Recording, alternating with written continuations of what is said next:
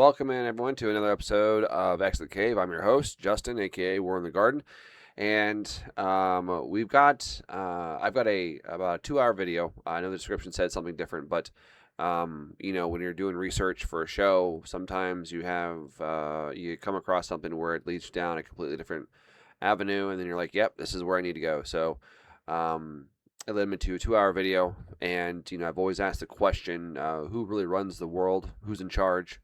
And it's always been I've been starting a long journey asking this question, and I've never really gotten any straight answers. But whenever I was trying to find the answer, I was always told, "Hey, this is the wrong answer." But that's the way it is. So, amongst, like I've always said, when you come across new information, it's important to acknowledge it and probably share it. So I came across a video that was sent to me. I don't remember who sent it to me, and I don't remember. I think it was about a month, maybe a month and a half ago. They sent it to me, maybe longer, and I had it in one of my folders, and I just haven't had a chance to get around to clean out some of my folders. And I came across a video, and that's when it dawned on me.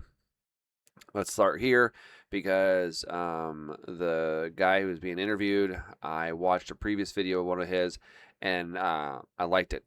I liked where it was going. I liked how what I had to say.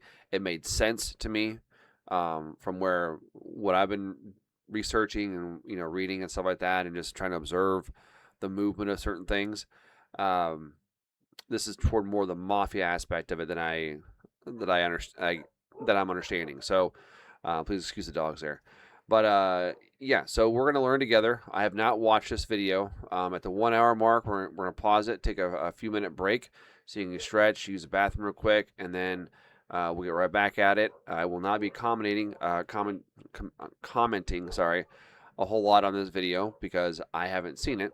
So I want to observe and learn just as much as you guys can. So, and if anybody on any of the platforms, if you want the link, I'll share the link out later, probably after the halfway point. But I'll go ahead and share a link out later. And without further ado, let's go ahead and get this thing going. It's the eternal question that I've always asked. Who's in charge? Who runs the world? Who's really in charge? What's really in charge? How do we define the rulers? Is it as simple as those we can't talk about? I don't know. Maybe it is. Maybe it isn't. Is it a little more in depth? I think it is. I think it's a little more in depth than what's been presented in the past. And I'm willing to say, yeah, we need to go deeper. And because this whole Iranian thing doesn't make sense to me. It's too easy. It's like it's too easy of a distraction. So we're gonna learn together. And let me get this. Where is it? Where is it? Where is it? Is it here? There we go. There it is. All right, cool. So here it is. And I'll drop you guys a link later. So I'm going to get rid of my ugly mug. Enjoy the show. And I will be in the chat corresponding with you guys if need be. All right, so enjoy.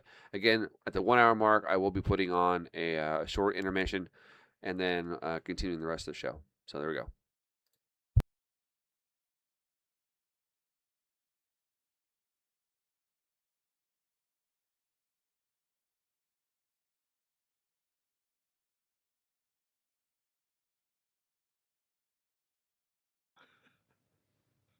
Tell me. Yeah. Okay. Where do we start? All right. Well, let's maybe do some structural things, and then we can look at the big issues in the UK. But I think people have a very misguided understanding of what I call power dynamics, like who's making decisions, and what is the role of the state and the government.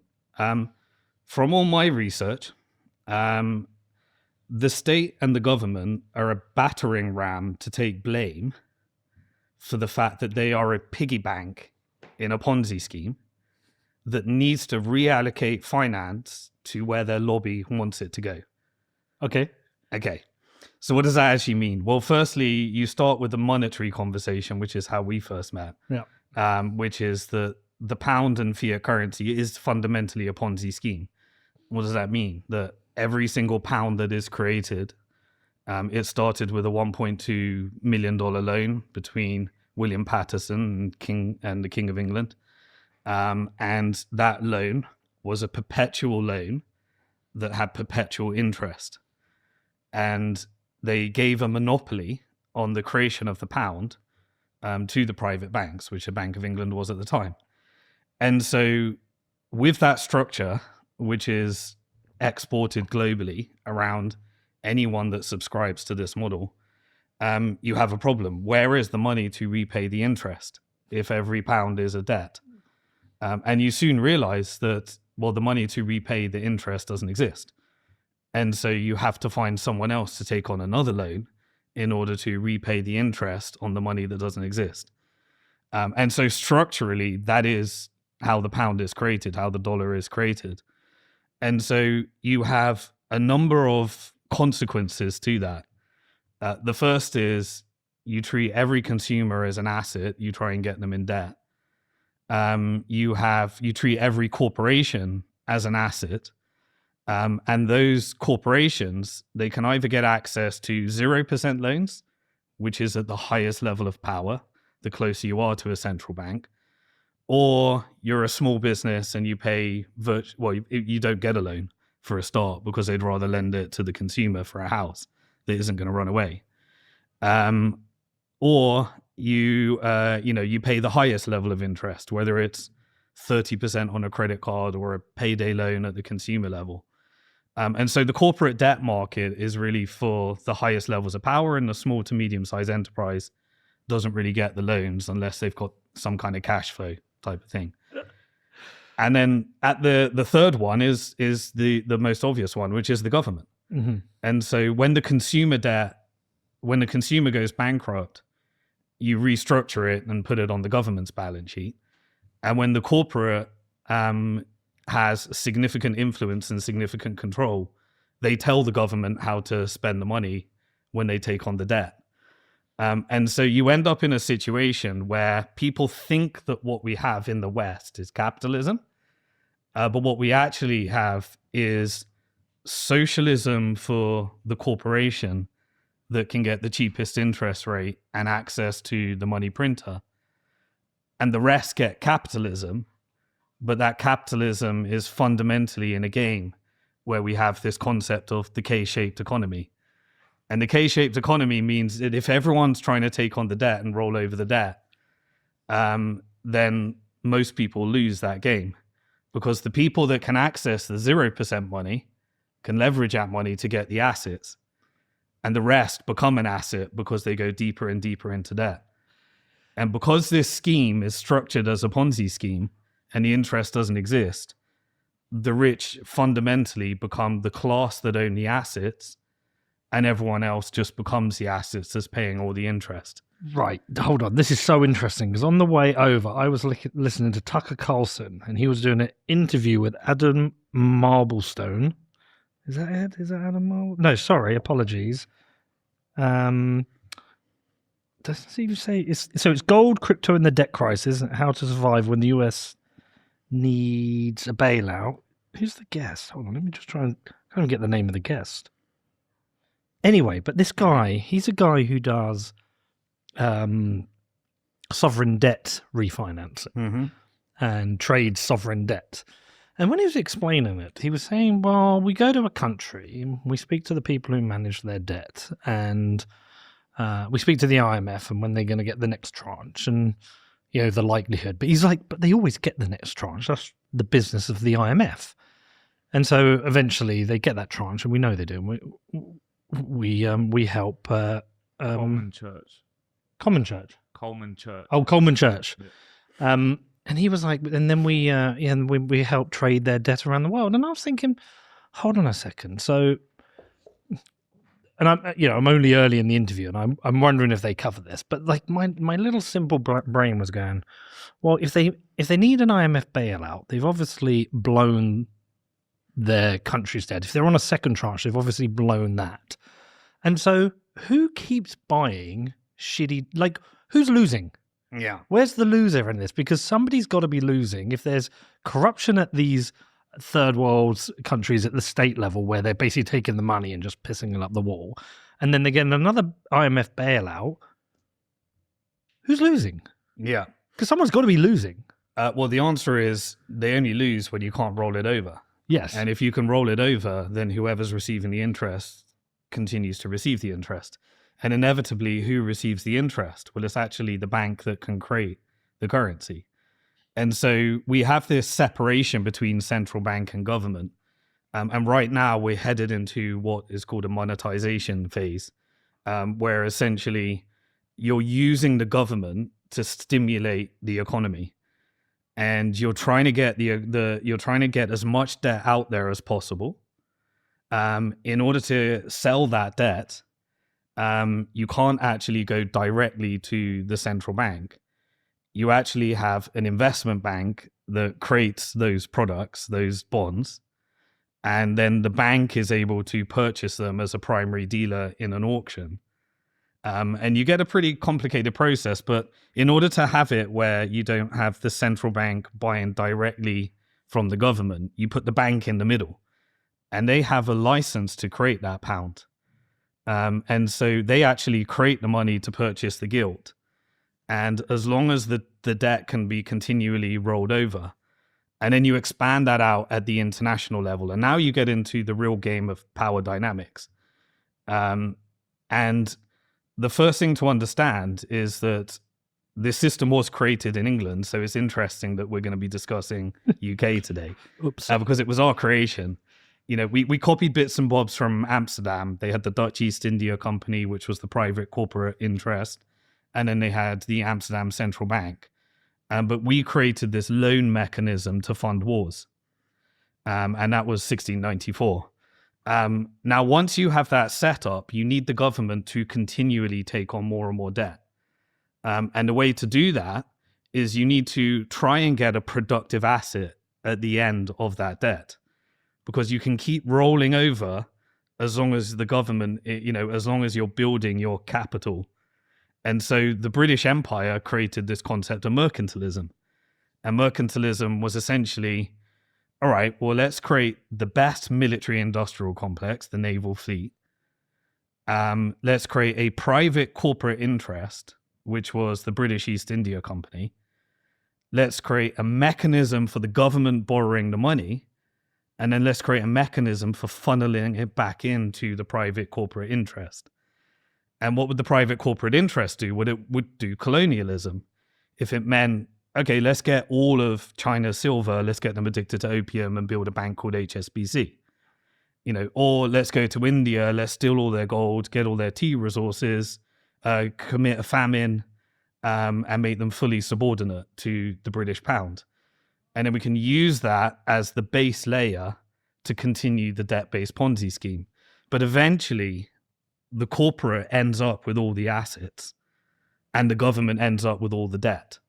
And so the end result of that was the rich get richer, the poor get poorer, this K-shaped economy, what we're experiencing right now. And then the corporate class, the investment banks, they go find another country to do it to. And in this case, it was America. So you had World War I, the Federal Reserve Act, income tax, everything repeated itself, what we did with the Bank of England. And what was after World War II, you had Great Depression, confiscation of all Americans' gold. You had a pump and dump scheme in order to redistribute the Roaring 20s, Great Depression of the 30s. You had World War II, and then you set up the IMF, the World Bank, and you forced the world, because they had the manufacturing base, the military industrial complex, and all the gold that came from British colonialism, mercantilism, Germany's gold, Russia's gold after the Bolshevik Revolution. 75% of the world gold ended up, in the Federal Reserve.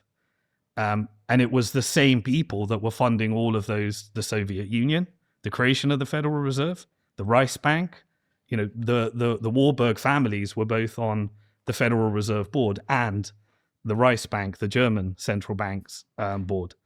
And so you have this scheme that ends up with all the assets, and it always transitions to the corporate, the most influential corporates ending up with all the hard money and all the assets, the government ending up with all the debt, and then a new world order in order to reset where you're going to do the experiment next. Right. So, but it's okay with the government to have the debt because they're not people as such, and it's great for the corporate interest to have the assets because they are people. Essentially, at the end, is that correct? Well, again, it creates that K-shaped economy. So Yes. you've got a debt-based Ponzi scheme, a mechanism for getting the best access to finance, which is banking. In fact, the banks, they get to create it. The corporate class get it at the cheapest rate. And then you use that in order to control government. Government becomes the piggy bank. And then, the compensation is that they create some jobs. But is this run by a group of lizard people, or is this just organically how it works? Like, what are the interests that know exactly what's happening and they're pulling the levers, or is it just an organic system? I think it's changed over time and it's very fluid. So let's take the current iteration, which I would say, where are we today? The UK, the European Union, Australia, Canada, the collective West is fully subordinate to US corporate interest. Mm-hmm. And so our governments and our central banks are piggy banks. And their job is the Bank of England and the European Central Bank need to find a mechanism for printing more money. And the leaders need to find a mechanism for spending that money. And that needs to go up to pump the US stock market and a little bit of UK and European stock market. Because if it doesn't, and the US stock market collapses, everything collapses. Well, it's because they're fully subordinate and in control by the lobbies. And so if you want to make it as a politician, you have to receive your lobby financing and you have to agree to what you're going to do for your corporate sponsor. So is this when Larry Fink comes over and has a meeting with Keir Starmer? Oh, absolutely. So Larry Fink, again, he's not at the top of the chain. He's the manager of BlackRock. Yeah. What is BlackRock? BlackRock is today, I'd say, it's not as centralized as the Dutch East India Company or the British East India Company because they had a monopoly. BlackRock doesn't have a monopoly. So I got to ask a question. Who really runs this country? Who rules it? He just said right there where we can see that. We can look around and we can see that there is a massive influence of the lobbyists. And I've said it, many people have said it too, that all lobbyists need to go away.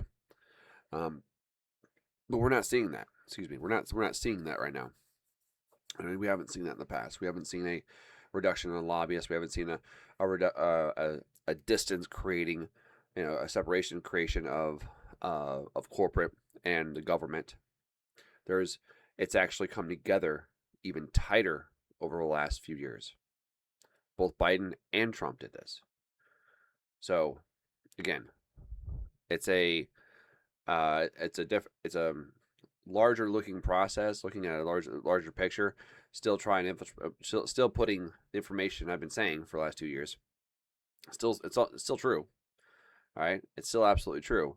But now we're seeing, again, what I said before, it's the ideology that we're seeing that's being pushed around, and I don't think he'll touch on any kind of religious ideology, but he will be talking about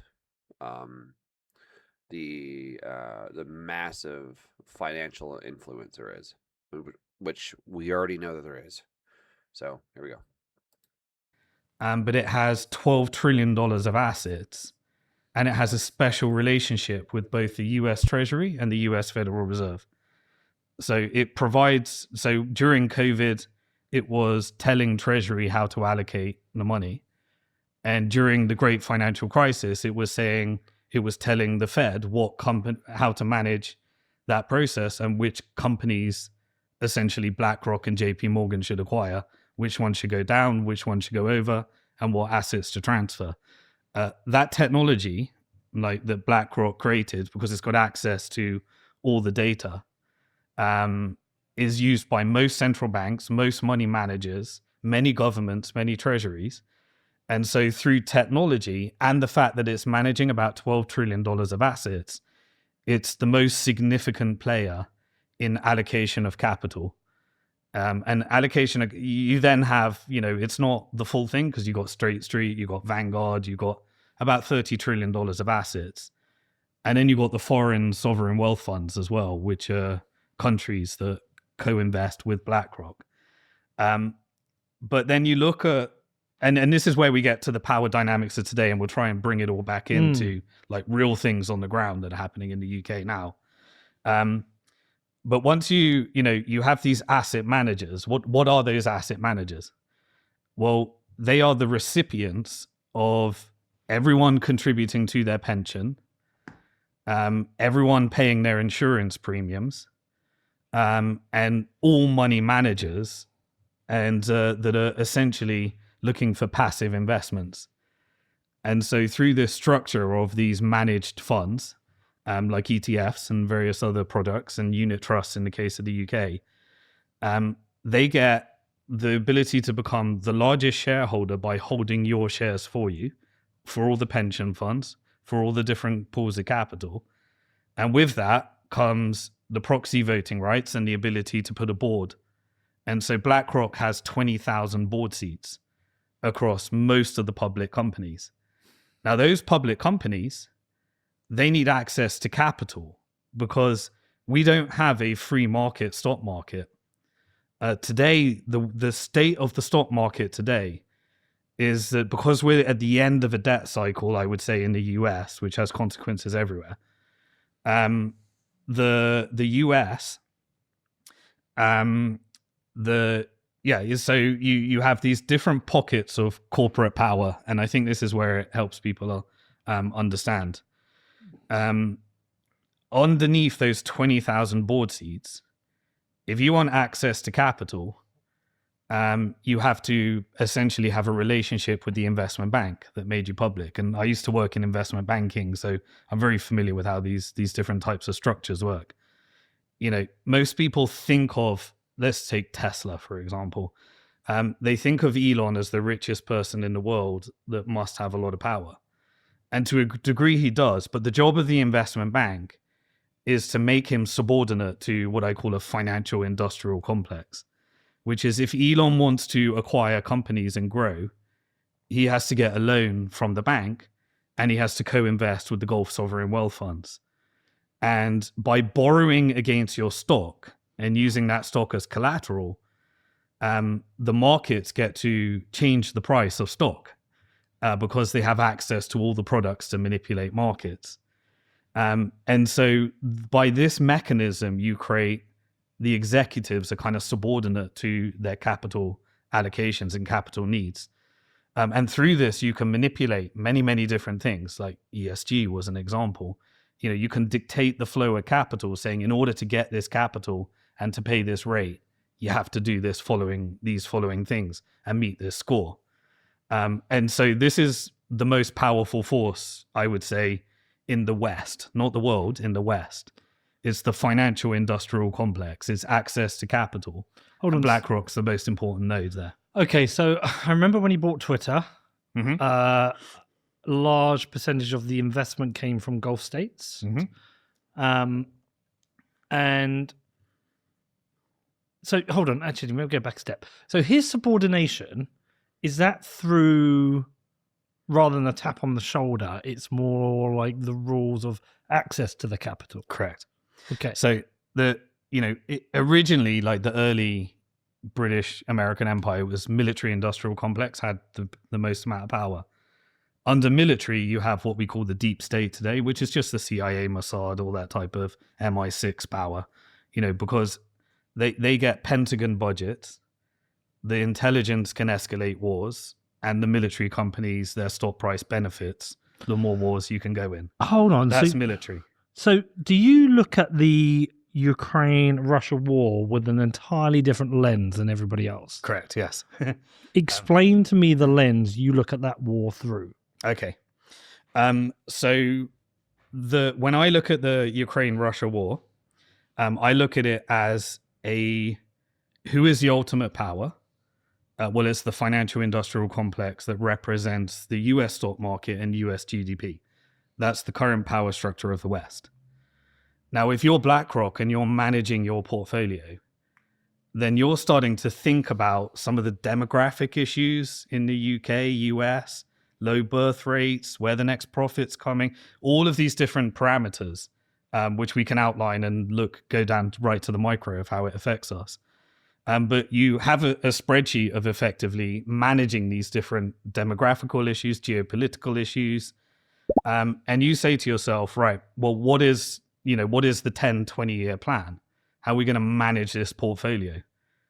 Our country is part of a portfolio. Absolutely. Okay. This is what people need to understand. The West, when you install a Western central bank and you privatize your resources, your oil, those are the two requirements of an IMF loan.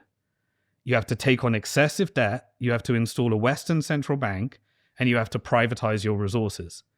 Once you privatize your resources, you become a debt-based Ponzi scheme, and you take on US loan. The West, or the Brits, and now the Americans, or the American financial industrial complex, has all the tools they need in order to manage your country as an asset. It makes me think, when you watch one of those like sci-fi movies, when the aliens come and they just like suck everything up that they want, all the resources. Yes. It just feels like that. Yes. Because they're rolling over the debt-based Ponzi scheme. Yes. They have access to the financial industrial complex tools. They can create a currency war if they want to destroy your wealth. They can laden you with debt, which they can roll over. They can use intelligence and military in order to destabilize your country, turn genuine riots into color revolutions, take away somebody that represented the people and install a dictator that takes the corrupt money in order to privatize all their resources and make sure that Chevron, Exxon, Lockheed Martin, General Dynamic, JP Morgan, the IMF, all can come in and use your country as an asset management portfolio. So on this podcast, you are definitely hearing me talk about Bitcoin a lot. Well, why? We live in a really strange time with governments driving inflation with their reckless spending and endless money printing. There is a way out of it. Secretly planning a revolution in this country, a people's revolution, to get rid of the government because they're completely fucking incompetent, and maybe institute a new codified constitution, restore proper democracy back. Am I going to end up arrested or killed, or there will just be another powerful force ahead of me? Well, there'll be a multi-purpose operation. So the military-industrial complex and the deep state, or the intelligence, they will find a way of infiltrating that and turning it into violence. And so they'll take what could be a peaceful process and start killing people and turning it into something that can be weaponized, a narrative. The financial industrial complex, they'll come along and they'll start planning what assets can we acquire on the cheap. So we'll put, if they're public companies, then we can do an M&A deal. We can profit from volatility. And if they're a private equity house, then we can buy it through a distressed vulture capital deal. So the more distressed your country get, the more assets we get to acquire and roll them up through M&A into the ultimate power structure, which is hosted on the US stock market. At the same time, the technical industrial complex, so there's these different complexes, they'll be thinking, okay, this is a great way to manufacture the algorithms and fear in order to get everyone on the technology we want them to be on. We can then progress our pre-crime agenda. We can progress our digital ID. We can progress our central bank digital currency. We can progress our stable coins. We can progress our, getting people at home using algorithms and talking online rather than talking in person. So they'll come up with, whether they create it or engineer it, depending on how conspiratorial you want to be, they'll weaponize it. And so you have a multi-pronged. And now what does BlackRock? They've got the military industrial complex, the financial industrial complex, the technical industrial complex. What else do they have? What else do they make public? The media. And so you can use your media as a tool to prop up the other portfolios. And when you want to crash markets, you use derivatives. You hedge your bets. You go and conquer wars. If that war fails or succeeds, you've got a strategy for both. It's a win-win. It's a win-win, whatever. So this is a structure. So let's get back to that original question. How do I look at the Russia-Ukraine war?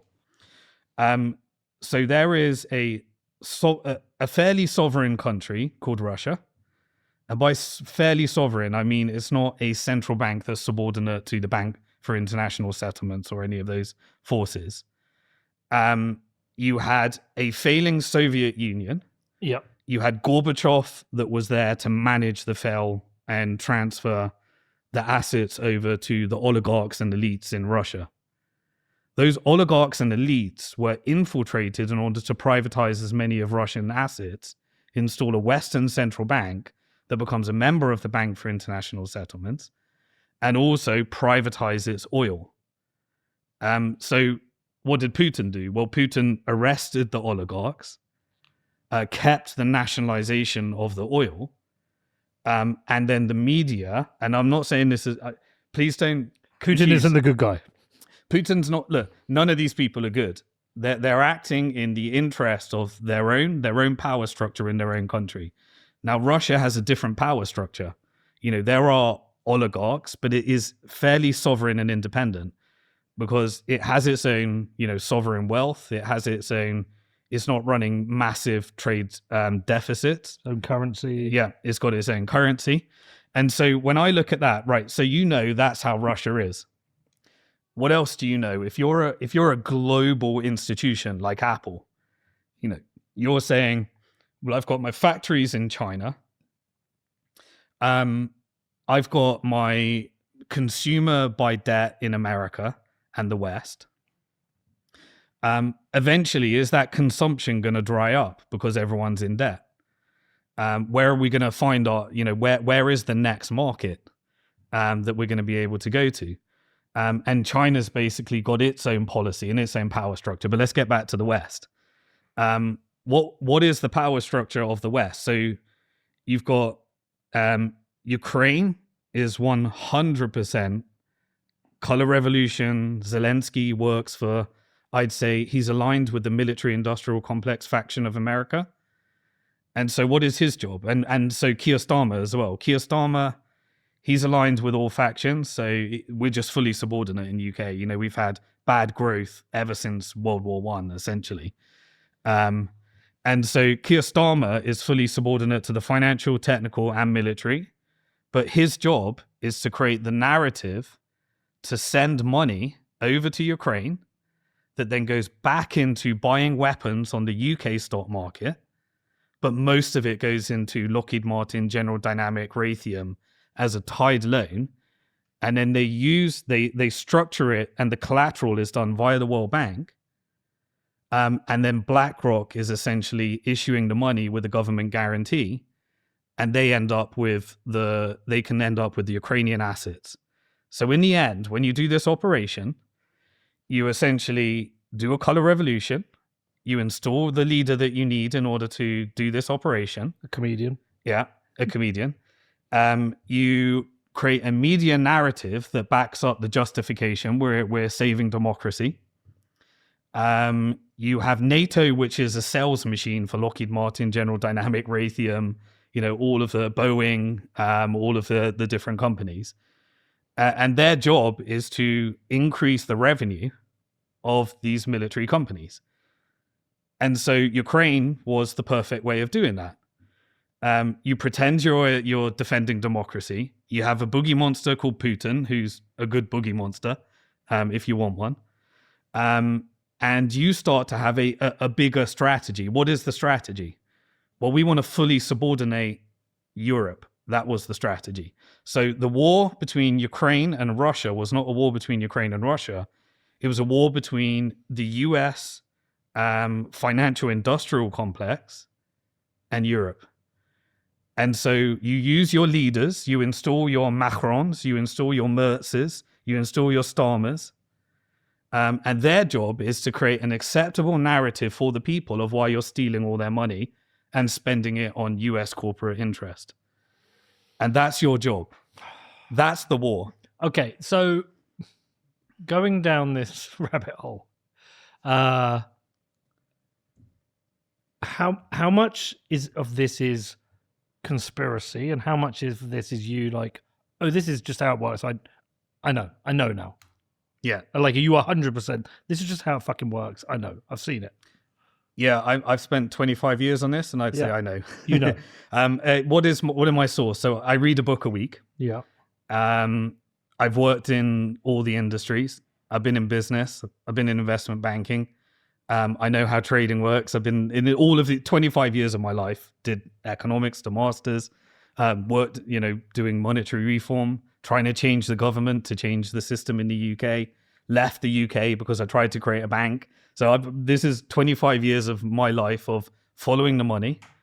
And it needed a couple of things to put the final pieces together. We needed WikiLeaks, where you can get all the declassified documents that you can use to back up, and many of the declassified CIA documents. So if you read a book, for example, Covert Regime Change, it will go through the 100 covert operations, how they fund terrorism, USAID is the mechanism, how they control the media, how you go back to corporate interests. You can find there's been 100 operations since World War II. And then they stop at a certain point because we're going to find the next set in 20 years from now. But this is, to me, 100% how the world works. And so, yeah, that's how I look at what is happening. So, but the world therefore has to work on a basis of evil. Because you could say profit maximization. But if profit maximization requires you to start wars and send young men to front lines to die, to create demand from the weapons companies, it requires evil. Yes. And if it's a system that requires you to extract hope and opportunity and wealth from the large majority of people to trickle upwards and transfer the assets to the riches, it is evil. Yeah, and I think everybody knew that the British Empire was evil, but they are just about to figure out that the American Empire was just as evil. And so with China and the Belt and Road Initiative, is that essentially their version of this? Is their version, but it's built upon a fundamental difference. No, well, soft power, not war. Well, they want to, so they have the world's manufacturing base. Yeah. They have partnership and access to resources. And they would like to find demand for their product. And so America and the British Empire's model was eliminate competition. Don't allow Africa to ever use their resources. We'll just steal it all. We'll create groups like M23, M13. We'll have proxies to steal all their resources. We'll create ISIS, Al-Qaeda in the Middle East. Whatever we need to do. And so the Middle East was fully, you can see it all around the world. China was a victim of it. They had their 100 years of shame. Their century of humiliation, which led to them coming up with this 100-year plan where they are now. And if you look all around the world, you'll see that the tactics that you find appalling, that are currently coming home, by the way, they're using the tactics on ourselves because they got another plan. They funded every genocide, every ethnic cleansing campaign. You can tie this to pretty much every war in the world over the last 100 years. And I did that exercise of figuring out what interest it served. But is it evil? Right. So I use game theory. I'm a bit of, in economics with game theory. In game theory, you have two types of games. You have an infinite game, which is where you can really think long term. That's what China's doing. And then you have a finite game. And what a finite game means is that you put a time deadline on an action. And so if you look at the US stock market, it is structured around 3-month games. You have to meet your goal in the next 3 months in order to gain access to the next level of capital, to have your stock price not destroyed, to gain access to the index funds, and to be on the right side of the money printer. And if you do what you are meant to do for the financial industrial complex, everything rolls and everything ticks. You get access to your passive index fund, you get money printing, and you get media that kind of gives you the narrative that's needed in the Financial Times. And in US politics, you have a 4-year election cycle, which breaks down into 2 years. Yeah, midterm election. Yeah. So you have 2 years to prove your utility to your backers, and you need money in order to be in the game. You also have to be compromised. That's what Epstein was.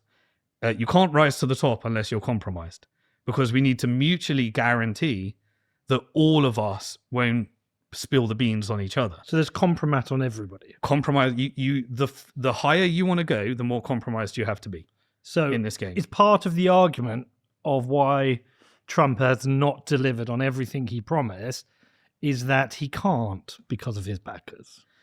Trump, in my perspective, doesn't control the Epstein files. The military-industrial complex and the CIA and those forces do. But even Doge, to an extent, whimpered out. It was a useful exercise and whimpered out. Doge was a data mining exercise because Elon is an important network of the technical industrial complex.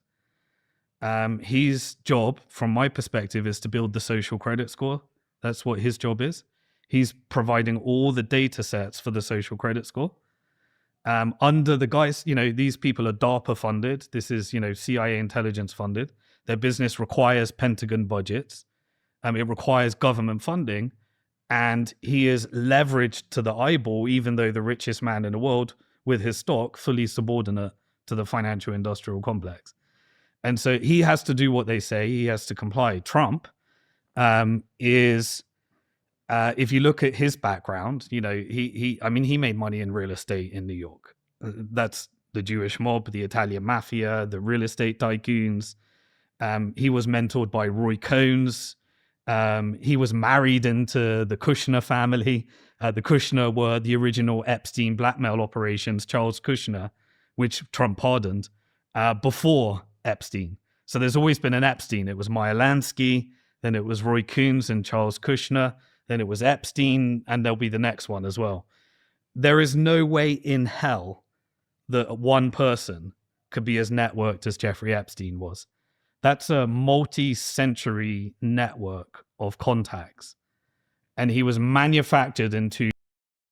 Hold on a second here. You mean to tell me that Donald Trump was part of that class of people from the beginning?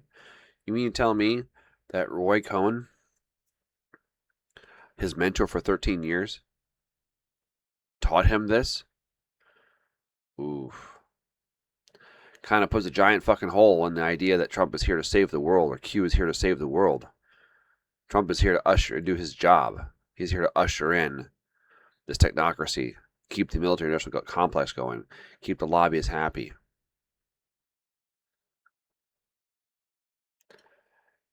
It's not good for all of us. It's only good for a very, very few amount of us. Just a few of us will benefit from this. Not us, not our class. Their class will benefit from this, not ours. We, the people, are now left with very few options of what we can actually do to fight back, because they're all paid. They're all paid for. They're all bought and paid for. Every single one of them. So, hate to be a bearer of bad news, but maybe he'll give us some type of a silver lining or something that doesn't require pitchforks and torches. You know what I'm saying? So.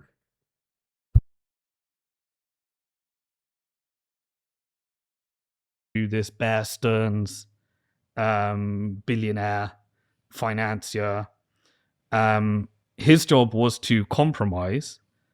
And that's, I think, that's at the intelligence level, whether it's Mossad, CIA, MI6, Maybe Five Eyes. Sorry? Maybe all of them. Maybe all of them, yeah. But he would be serving US corporate interests. Now, remember, US corporate interests, they also go via these different corruption proxies. So if you want to do something that's really, really illegal, like a genocide or ethnic cleansing, then you use your Israeli proxy. And then the money comes back into... So you do the illegal shit over there. You have all these cybersecurity, AI, like surveillance technology, like Palantir's building genocide as a service in Gaza. occupation What? as a service. Genocide as a service. Genocide as a service in Gaza. What they are building in Gaza, have you not? If you read the plan of what they're rebuilding in Gaza, the Tony Blair plan, by the way, nonetheless, with Jared Kushner, funded by MBS Saudi money, it is going to tokenize the land into a shitcoin. It is building data centers for Elon. It is building the mass surveillance state, Orwellian 1984 nightmare. And Palantir, which is the company that's going to be powering it, and powered the genocide as a service, and the occupation as a service, and the integration into drones in Ukraine, and crowd control in Saudi Arabia during Hajj, and the pre-crime agenda in the UK, and the surveillance state across Europe that is monetizing and weaponized immigration policy in order to manufacture civil unrest. So, okay, so let's talk about the immigration across Europe, because it's very unpopular. The scale of it is unprecedented. No government has seemed to want to or be able to deal with it, despite the fact that it's publicly unpopular. So this has been manufactured. Yeah. So I mean, look, if you're looking, so firstly, all politicians are compromised and subordinate to this network, this financial industrial complex. So should I, if I wanted to see it, Yeah. and I became an MP, would I see it, or would I not realize I'd become subordinate? You would be, firstly, you wouldn't rise. You'd need access to funding. Then when you need access to funding, you'd be hanging around with the different networks you need to hang around in order to access that funding. But I'm known in Bedford. I could go as an independent. Okay. Have a chance of winning, throw a few hand grenades in. Yeah. So at that level, you're probably not important enough. If you want to rise, You got to do it in a party. then you're going to have to be compromised to get further up the chain. And they will compromise you. You know, Keir Starmer, if you look at, he was all connected to the sex trafficking with Julian Assange and various other operations. Like, you know, you can go back into, like, everybody has the compromise that they don't want to come out, and then they leak it out. And as they leak it out, that's basically saying stay on track to where we're meant to be going. So all those stupid things I've done in my life are on a database somewhere. Yeah, I mean, if you're using ChatGPT as a therapist, then you're creating your blackmail operation in your Orwellian 1984 future. I've been conscious of that for the start. So beyond it calling me babe, I think we're kind of all right. Even X, right? We went from, okay, so we had COVID, we had censorship, and then suddenly we came back with the free speech platform X, right? So we watched Jack Dorsey, which you cannot run a platform like Twitter without giving intelligence a backdoor. You know, the network, you become Twitter because the network allows you to become Twitter. Right. You know, these are not organic things that happen. Like, these technologies are all DARPA funded, utilized. You make a Faustian bargain. Yeah. The theft is, look, you have this Pentagon budget. You know, the big beautiful bill Trump just announced. There's 1.3 trillion and a 5 trillion debt ceiling. And if your politician complies, they pushed that money up to your corporate contract. Palantir gets some, Elon gets some. And this is, you know, the gradual mechanism. And if you don't comply, you suddenly, Elon can come out and say, hey, Trump, you're on the Epstein files. So I'm aware that Israel, I think, has bought 13, Israeli companies have bought 13 VPNs. And obviously my son's in the room, and he doesn't watch pornography and I don't. Never. But if I was one of those people, if Connor was one of those people who watched pornography, they probably have a database of that as well. They probably do. Yeah. Yeah. They know exactly what you're searching for. They know Yeah. exactly. I already know what you're searching for. Yeah. So so they've probably got a vast database of everyone's kink in the world as well. Yeah. Yeah. Which is a great way to control somebody. Absolutely. This is the future we're walking into. Now, this is interesting because when you go through that natural progression, Perhaps with a camera of your face. yeah, The thing is, right, if all this is true, you can't fight it. There's zero way.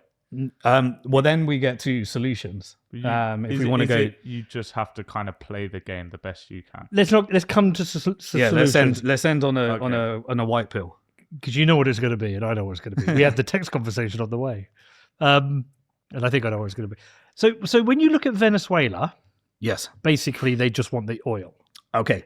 So let's look at Venezuela. So Venezuela, firstly, it was subordinate to military-industrial complex, financial-industrial complex, IMF warfares, color revolutions, like the global South have been all subjected to this.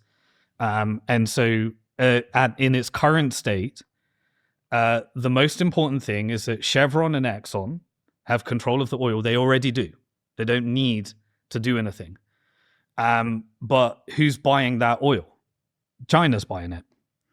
And so where are they getting their weapons? Well, they're getting their weapons from Russia. Where are they getting their drones? They're getting their drones from Iran. So you've got a country that has aligned with, the BRICS, let's say, a system that works outside the dollar, a network where you can do this. But what is the problem? The problem is that normally, if you thought of America as a sovereign nation, you would be thinking, no, that can't be on our doorstep. But America's not sovereign. America is run by the financial industrial complex and corporate interest. And so what do they say? Well, they say, America wants more GDP, and Chevron and Exxon want more revenue.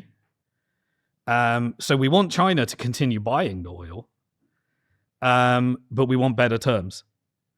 And so if you want better terms, and by the way, there's a new discovery right on the border of Venezuela called Guyana, which is the largest discovery, then you pretend that you're coming after the drug cartels. The drug cartels, by the way, how does the deep state fund itself?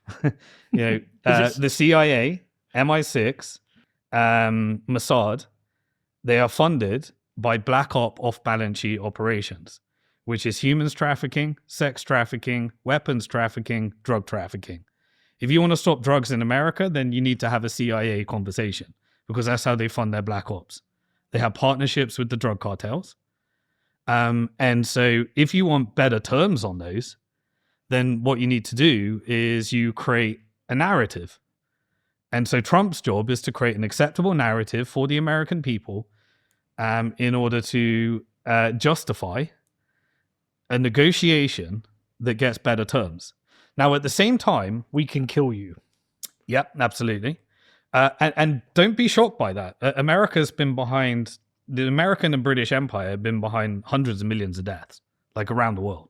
Like these are not organic events. These are engineered campaigns. And we also, you mentioned they got the Chinese addicted to opioids. And we also know in Afghanistan that they very quickly protected the poppy fields, allowed the drug trade to continue. Yeah, so let's look at Afghanistan. So Afghanistan, people frame it as America failed. The joke is they spent 20 years to replace the Taliban with the Taliban and spend $2 trillion. Now that is unsuccessful if you're a sovereign nation called United States of America. But if you are a corporate interest, you made $2 trillion of revenue out of that war, rebuild contracts. You also took a group called the Taliban, which were fighting against poppy seeds and drugs.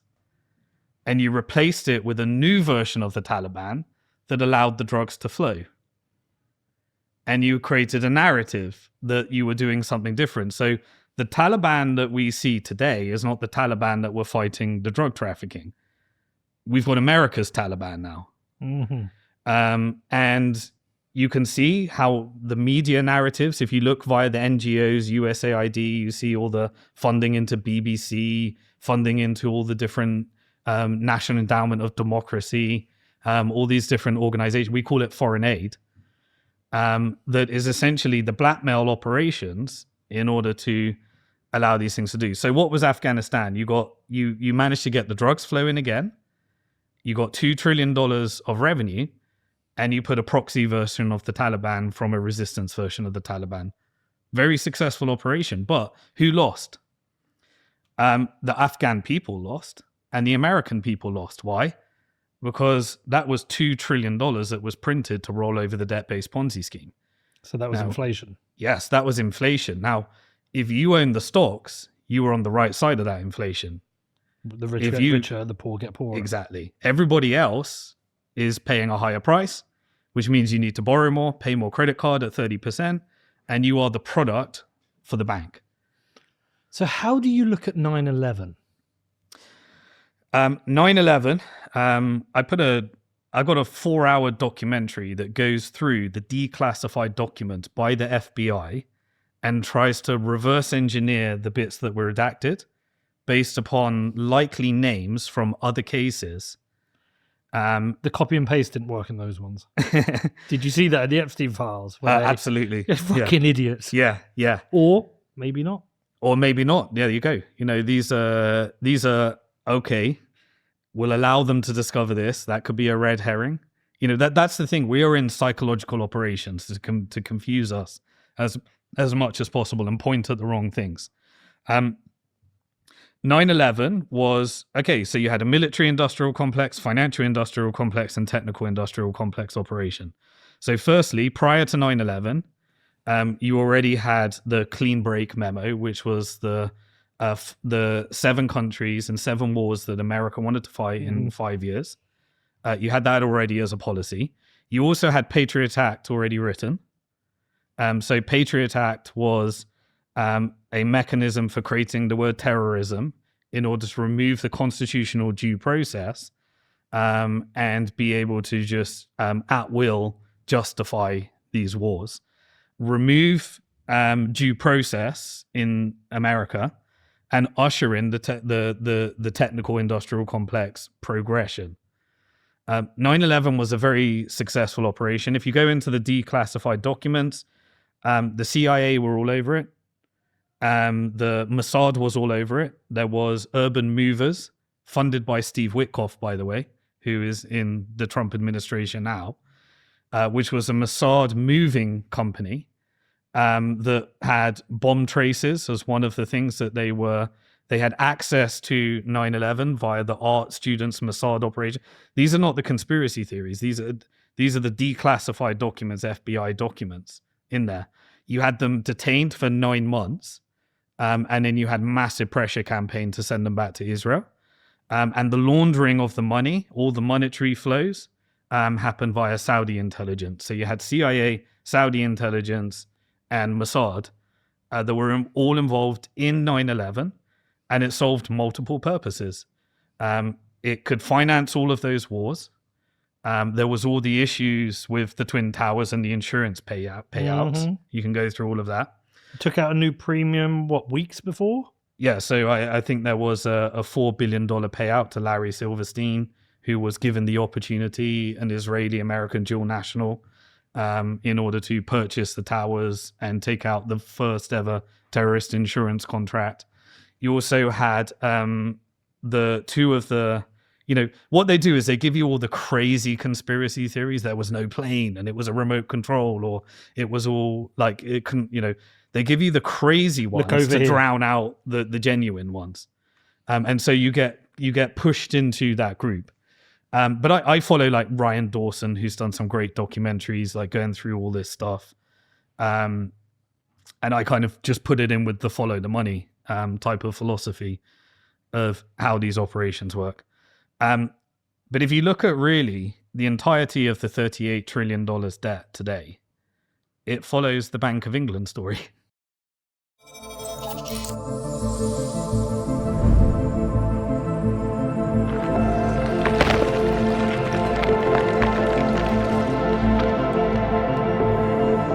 Local banking and PBOC.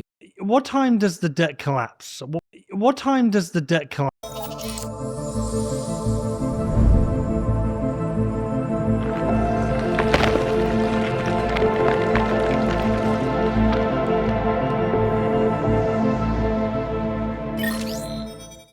What time does the debt collapse?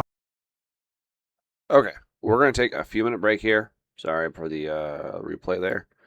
Let's see here. I'm gonna go put my chickens up. Excuse me. Let's see here. Where is the timer? Right here. So it says 3 minutes. So let's set it for like 4 minutes. And I'll be back here in a little bit. Let me see if I can't get some music on for you as well while I'm gone. Okay. At least while I'm gone here. And let's see here. There you go. Enjoy that. I'll be right back.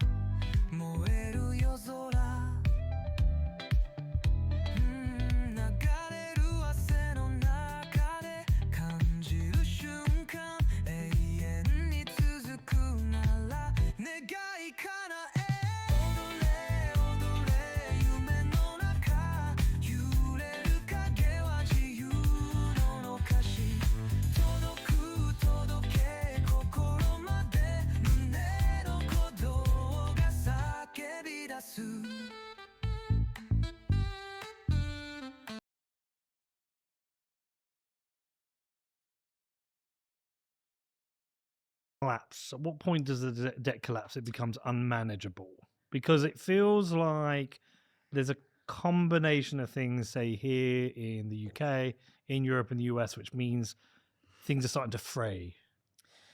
Yeah. So the first thing to understand is that world reserve currency is what America has. Yes.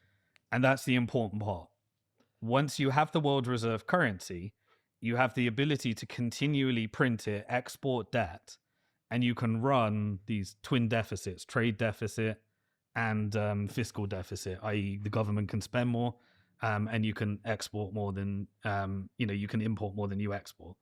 That's a requirement to have world reserve currency. So you got to roll that up. There's a debt-based Ponzi scheme. You got to keep going. As long as you can grow at a rate that is higher than the average cost of your debt, then you can continue the debt-based Ponzi scheme. So there will be an average price on that 38 trillion. Hey, is this MMT? It's worse than it is kind of MMT, but the banks get all the interest and the money. So MMT is better because MMT, you don't actually pay the interest and you don't give it to the bank. You don't privatize it. The treasury receives the money and spends it, and they receive the benefit. And so under this model, so if you look at China, the PBOC model is they have a state central bank with a bunch of commercial banks, which are all state controlled. In general, there's a few private, but in general, you've got state controlled local banking and PBOC. All the currency that's printed goes back to the government, and the government reinvests it in its own infrastructure. Under the current model in America, the dollars are printed, but the money goes to the bank. And then the bank is now using that money to do what? Firstly, they become global. And so they form alliances. They don't have an America First agenda. An American bank is not America First. It's a global institution that does deals with China, the Gulf countries, Russia, and the world. And so there's no America First. And then what do they do with their profits? They buy the politicians. And so the lobby, the financial lobby, controls Congress, Senate, and then via the military industrial complex, you have the deep state, and then you can do the illegal stuff to bribe judicial. And so you have the illusion of democracy. And so what actually ends up happening then, when the banks take out too much risk, they socialize the losses and they privatize the gains, as we've seen. What does that do? That leads to a higher concentration of power. So knowing that the central bank and the government will always bail out, you just keep going until no one will buy your debt. Eventually, there won't be the right market. And so what does the Trump administration have to do? Well, BlackRock tells him what to do.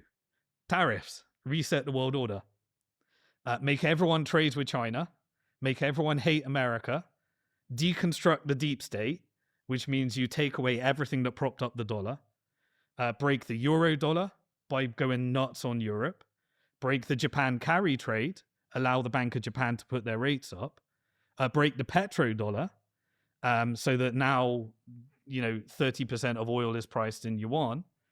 And what do? We start competing with the Gulf countries. So now America and the Gulf compete.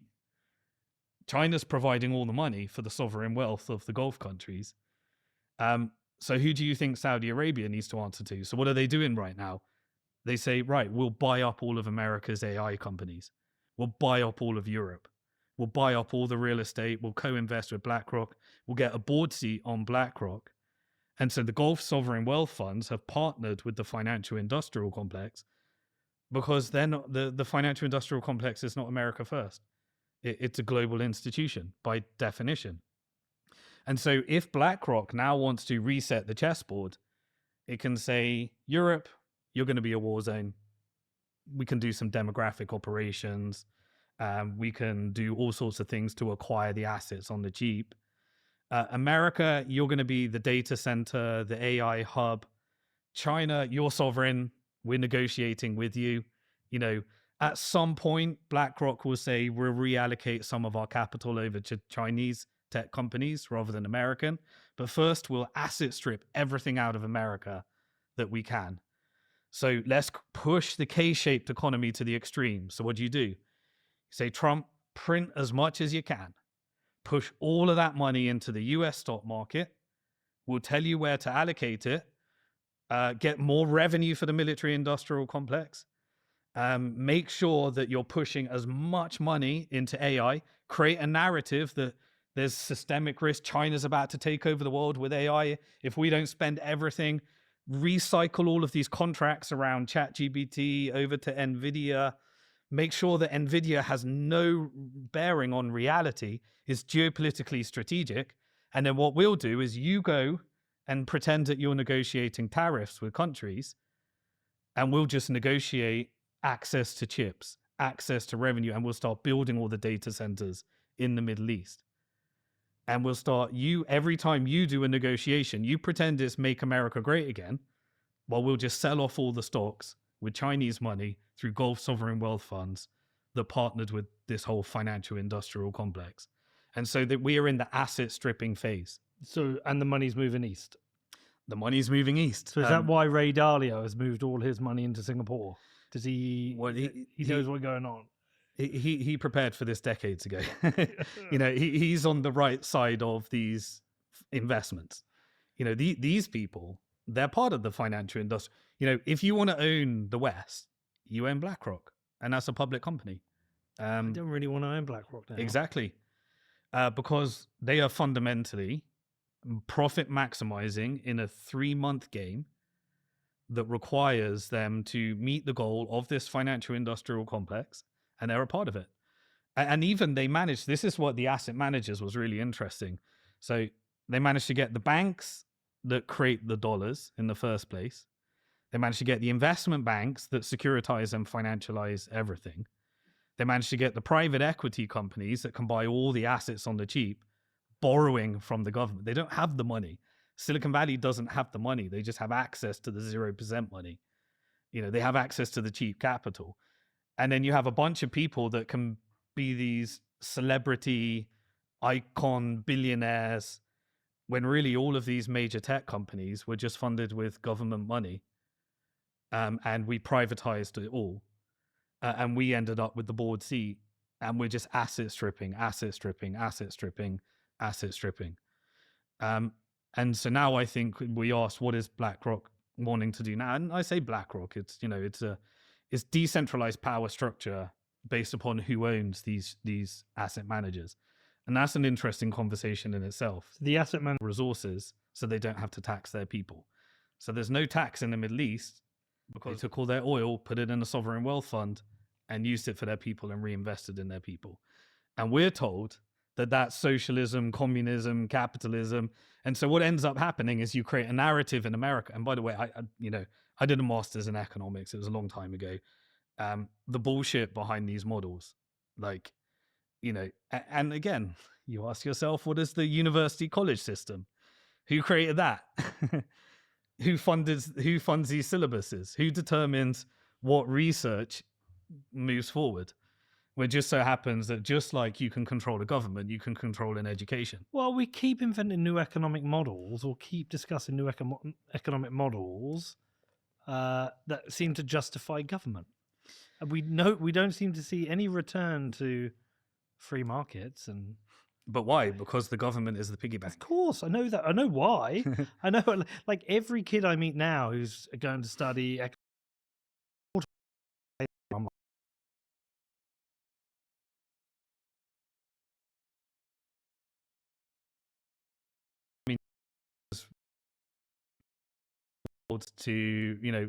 he wanted to do what they want to do today, which is one world currency. He wanted to create the Bancor.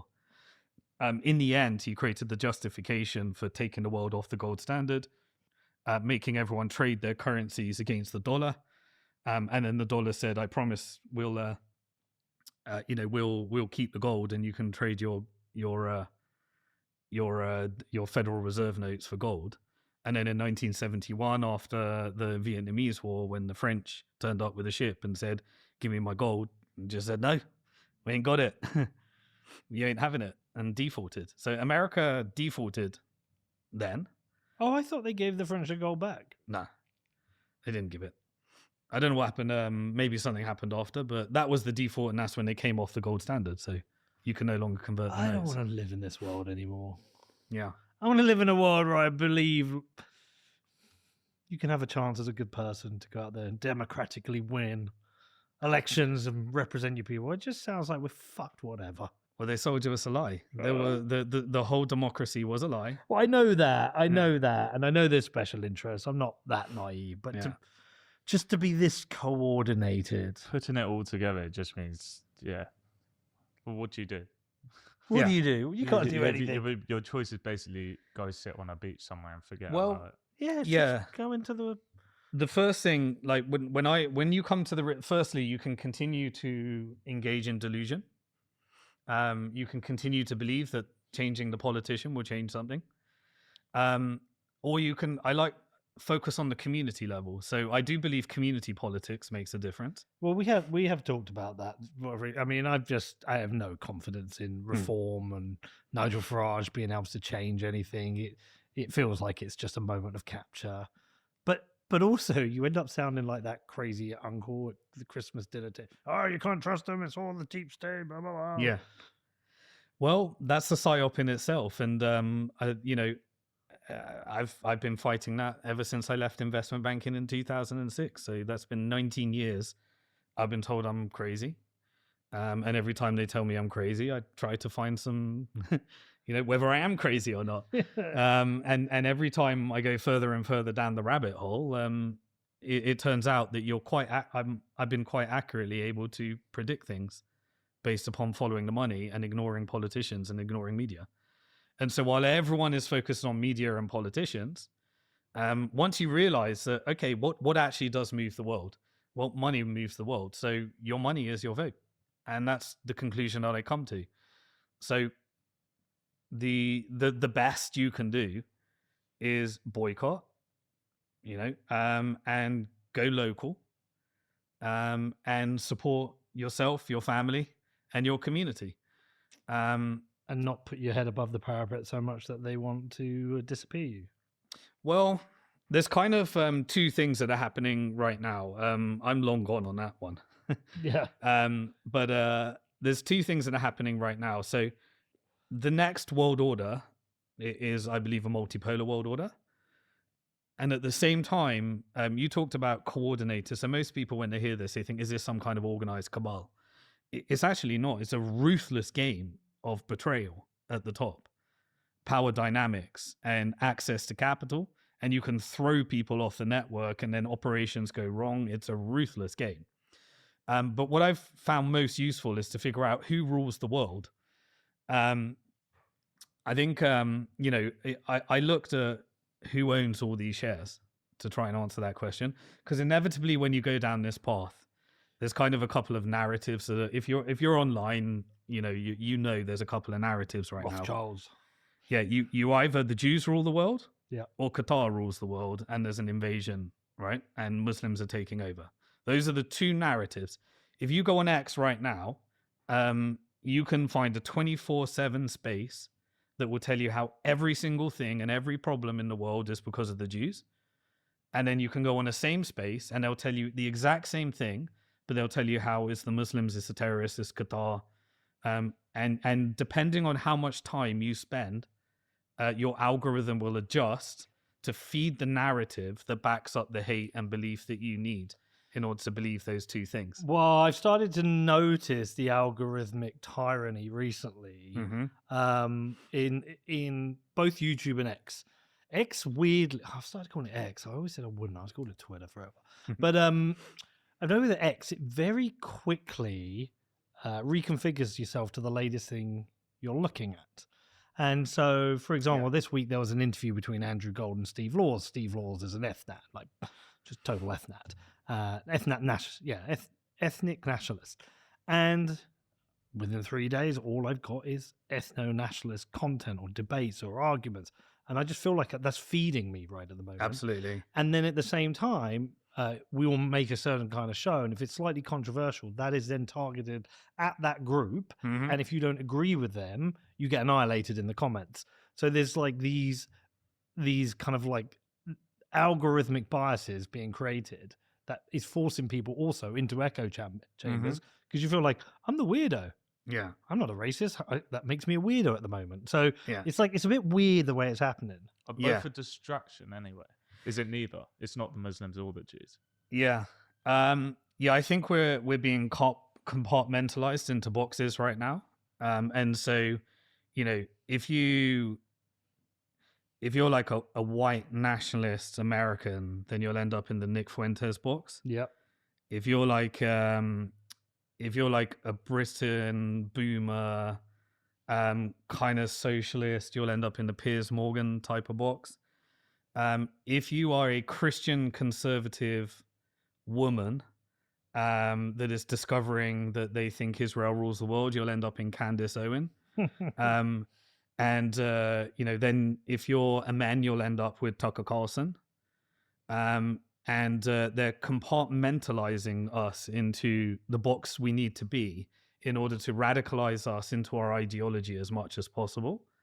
And then they can use those algorithms in order to, I think the goal is, so let's look at the bigger goal. So I think BlackRock wants to split the world up into a multipolar world order. That's the next empire. It's saying the Gulf countries, you have your sovereign wealth. We'll transition from the forever war model over to peace in the Middle East, which requires regional stability and investment in data centers and access to energy, including nuclear. It'd probably help then if you had a revolution in Iran and so with the Ayatollah. I think my personal belief, and most people disagree with me on this, most people think Israel rules the world and Israel's going to get America into a war with Iran. We're going to do a regime change, and then it's going to be World War III, and Israel's going to rule the world. That's like a common narrative in the circles I hang around with. I think it's the complete opposite. I think Iran has already been regime changed. Okay. And the IRGC are completely on board with everything that's happening right now. So you saw that Hezbollah was taken out. You saw the Houthis have calmed down. You see the militias. By the way, also the stories around militias is completely different as well. Okay. So like, for example, I'm jumping around a little bit here. But if you look at Hamas, Hamas is located in Qatar, Doha, because America asked them to be there. And the only way to get money into the Palestinian banking system is via the Israeli banking system. Or if you want to put cash in the border, then you have to do it via the Egyptian border. The Egyptian border is subordinate to IMF. And the biggest aid producers are Israel. American aid goes to Israel, Egypt, and Jordan that surround, that region. And so if you want to level the playing field and you want to rebuild a brochure called A Technocratic Orwellian Nightmare, then you allow something like October the 7th to happen, and you use media to make it look like it's something different from what it actually was. And that is an operation that's happened time and time again. And so the whole militia side, you can look at Iran-Contra affair to find when Iran was working with American intelligence for weapons trafficking, drug trafficking. You can look at Turkey operations. You can look at Qatar operations. You can look at all the different Saudi Gulf countries, and you can see every single one of them took a different approach in a manufacturing civil unrest, strategic tension, and never allow them to, be around their resources. And Israel is obviously the destabilizing force for the US military-industrial complex. Netanyahu doesn't work for Israel. Netanyahu works for the military-industrial complex. And there is a change that's happening as a result of this world order because the financial industrial complex is co-investing with the Gulf countries. And so they've persuaded regional stability because we've now got China money and you get your region. So America, I believe, is being shrunk into the Western Hemisphere.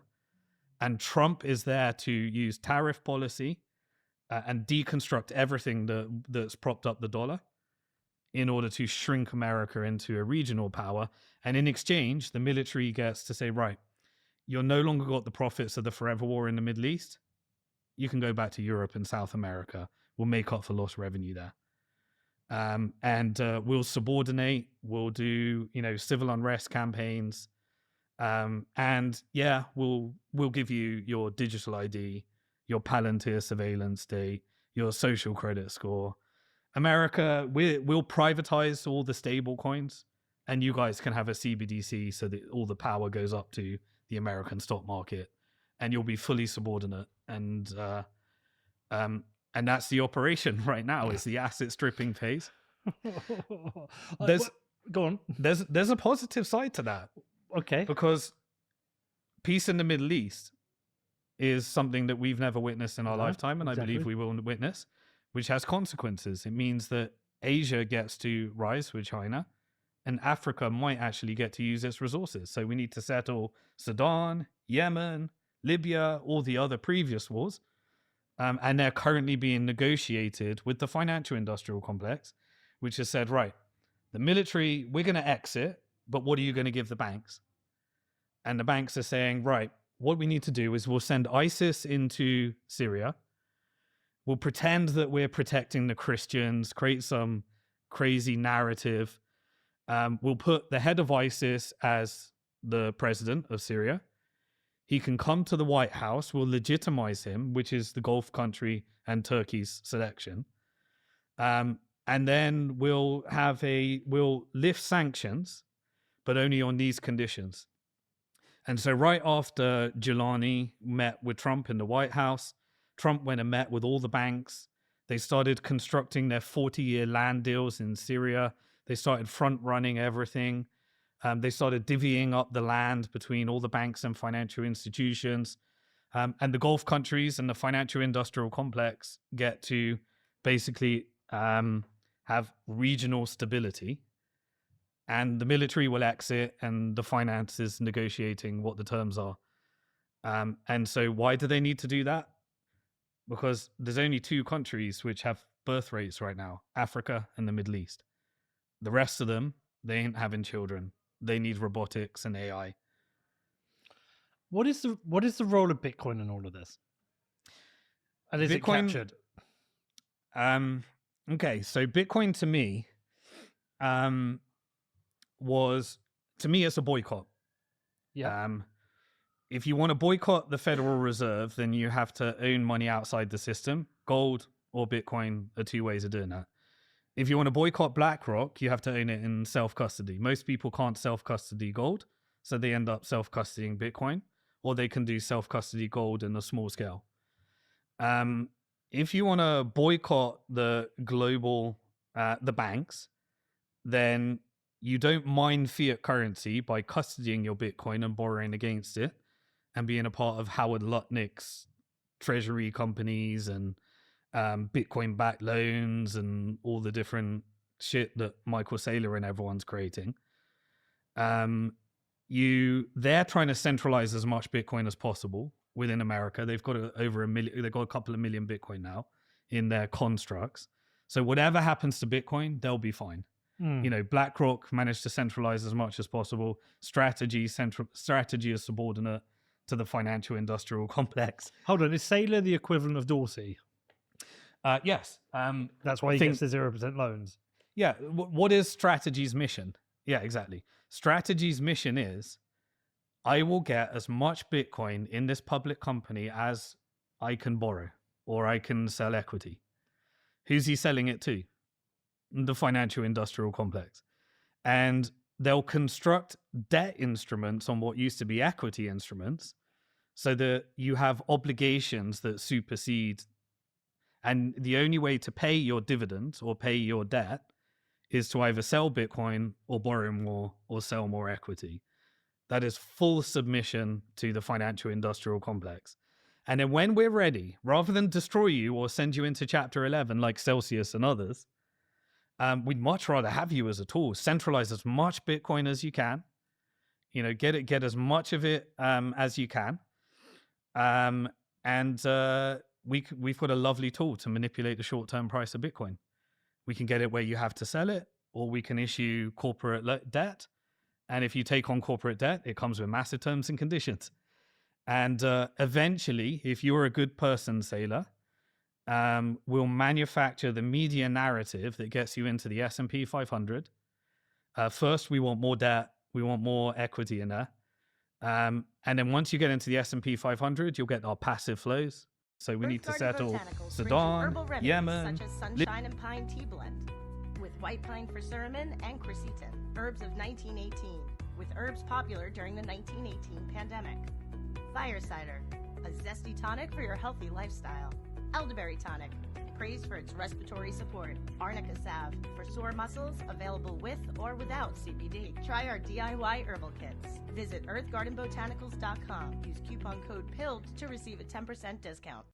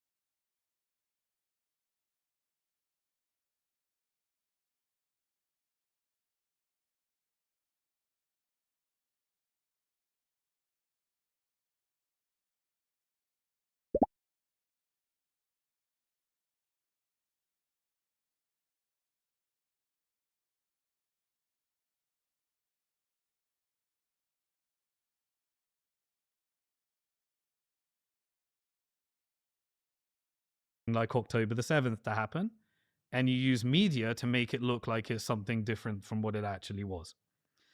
And that is an operation that's happened time and time again. And so the whole militia side, you can look at Iran-Contra affair to find when Iran was working with American intelligence for weapons trafficking, drug trafficking. You can look at Turkey operations. You can look at Qatar operations. You can look at all the different Saudi Gulf countries, and you can see every single one of them took a different approach in a manufacturing civil unrest, strategic tension, and never allow them to, be around their resources. And Israel is obviously the destabilizing force for the US military-industrial complex. Netanyahu doesn't work for Israel. Netanyahu works for the military-industrial complex, and there is a change that's happening as a result of this world order because the financial-industrial complex is co-investing with the Gulf countries. And so they've persuaded regional stability because we've now got China money and you get your region. So America, I believe, is being shrunk into the Western Hemisphere.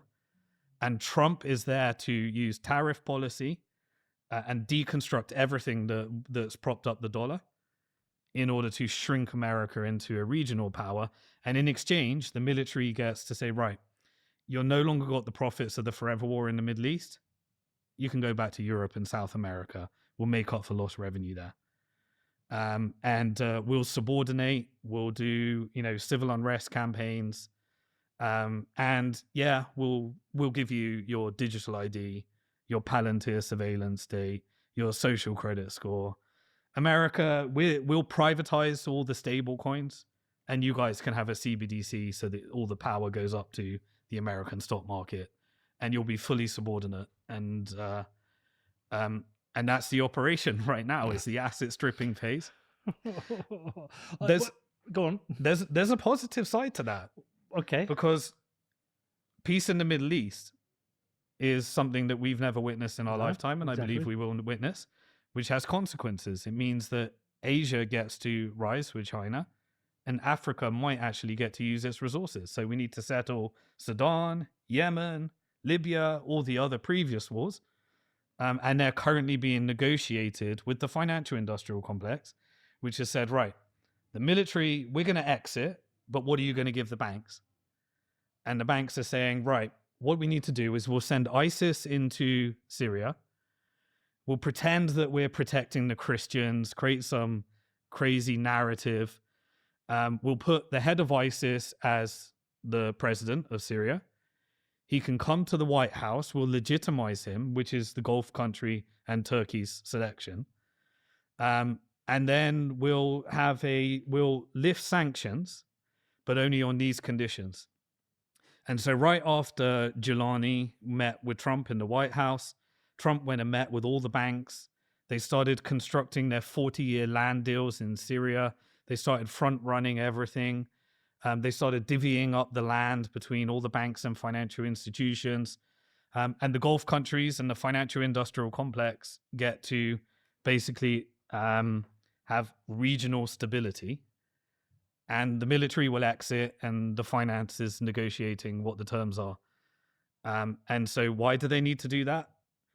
Because there's only two countries which have birth rates right now, Africa and the Middle East.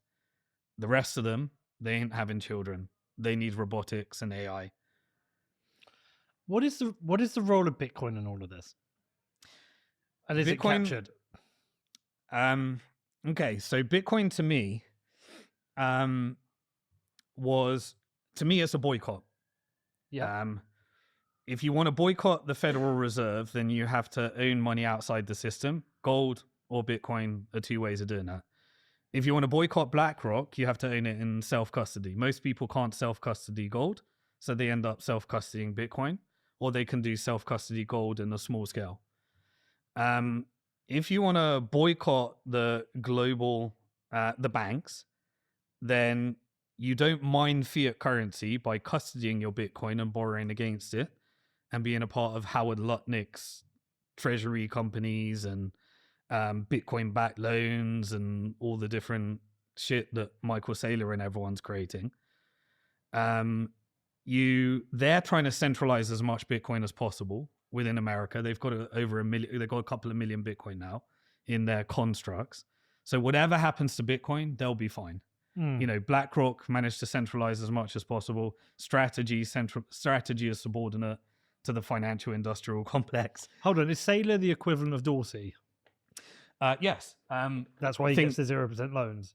Yeah. What is Strategy's mission? Yeah, exactly. Strategy's mission is, I will get as much Bitcoin in this public company as I can borrow, or I can sell equity. Who's he selling it to? The financial industrial complex. And they'll construct debt instruments on what used to be equity instruments so that you have obligations that supersede. And the only way to pay your dividends or pay your debt is to either sell Bitcoin or borrow more or sell more equity.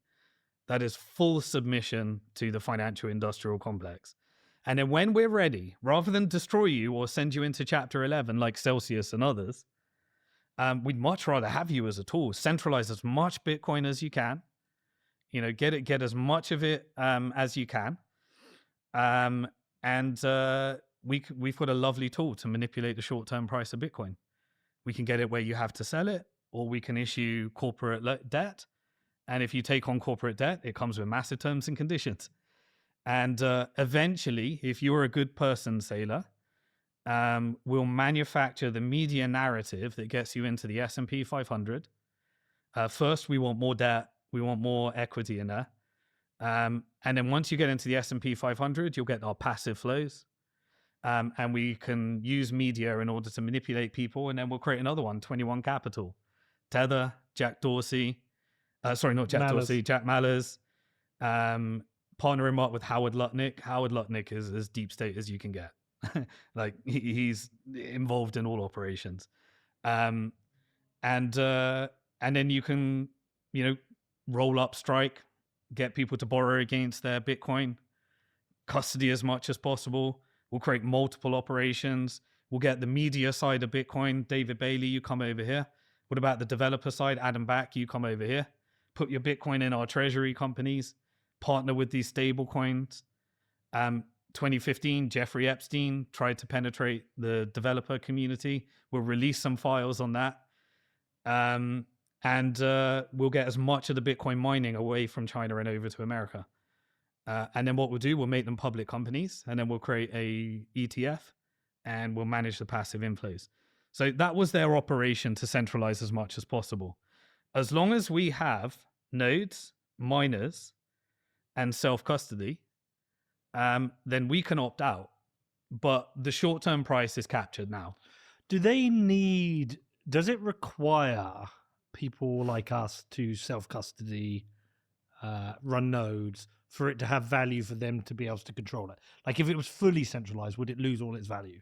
I believe so. Yeah. Yes. So we're just allowed. We are in a mission. The fight is not over. I'm still here for a reason. We allowed a Millennium Falcon. Yes. And we cheered it on. And we got really excited. And Trump, congratulations. You fooled them all. And what did he do? He rewrote the law to say we can confiscate Bitcoin and send Samurai Wallet into prison. So we'll come after self-custody. We'll launch as many shitcoins as possible. We'll create the Stablecoin Genius Act, where JP Morgan gets to create the Federal Reserve, collateralize it by stablecoins. We'll give them an edge by having yield. And we'll update the executive order where you can confiscate as much Bitcoin as possible. We're still Bitfinex's shareholders, Bitcoin. I'm one of them. I'd like the Bitcoin back, thanks. And instead, Tether's sitting around the White House, rebuilding the ballroom, and the crypto lobby is integrated into the financial industrial complex. And all the people that were on this mission are suddenly integrated into BlackRock and the complex. We're not in. Exactly. And that's the Are important you point. doing this, Connor? You like, oh, fuck. Well, like, But can't- once you be- know, you know. That's the good thing. Simon might be a madman. That's true. potentially, but also He might be 100% right. it all sort of adds up. Yeah, so we have a battle ahead, which is that Do we? Like, Well- do you lose no matter what? Is it too like? Where's your fight, boy? Where's your fight? I think you lose. okay, I'm realistic. the realistic battle is there will be a two-tiered Bitcoin. Most people will custody Bitcoin. At the moment, about 70% don't. 70% of the Bitcoin.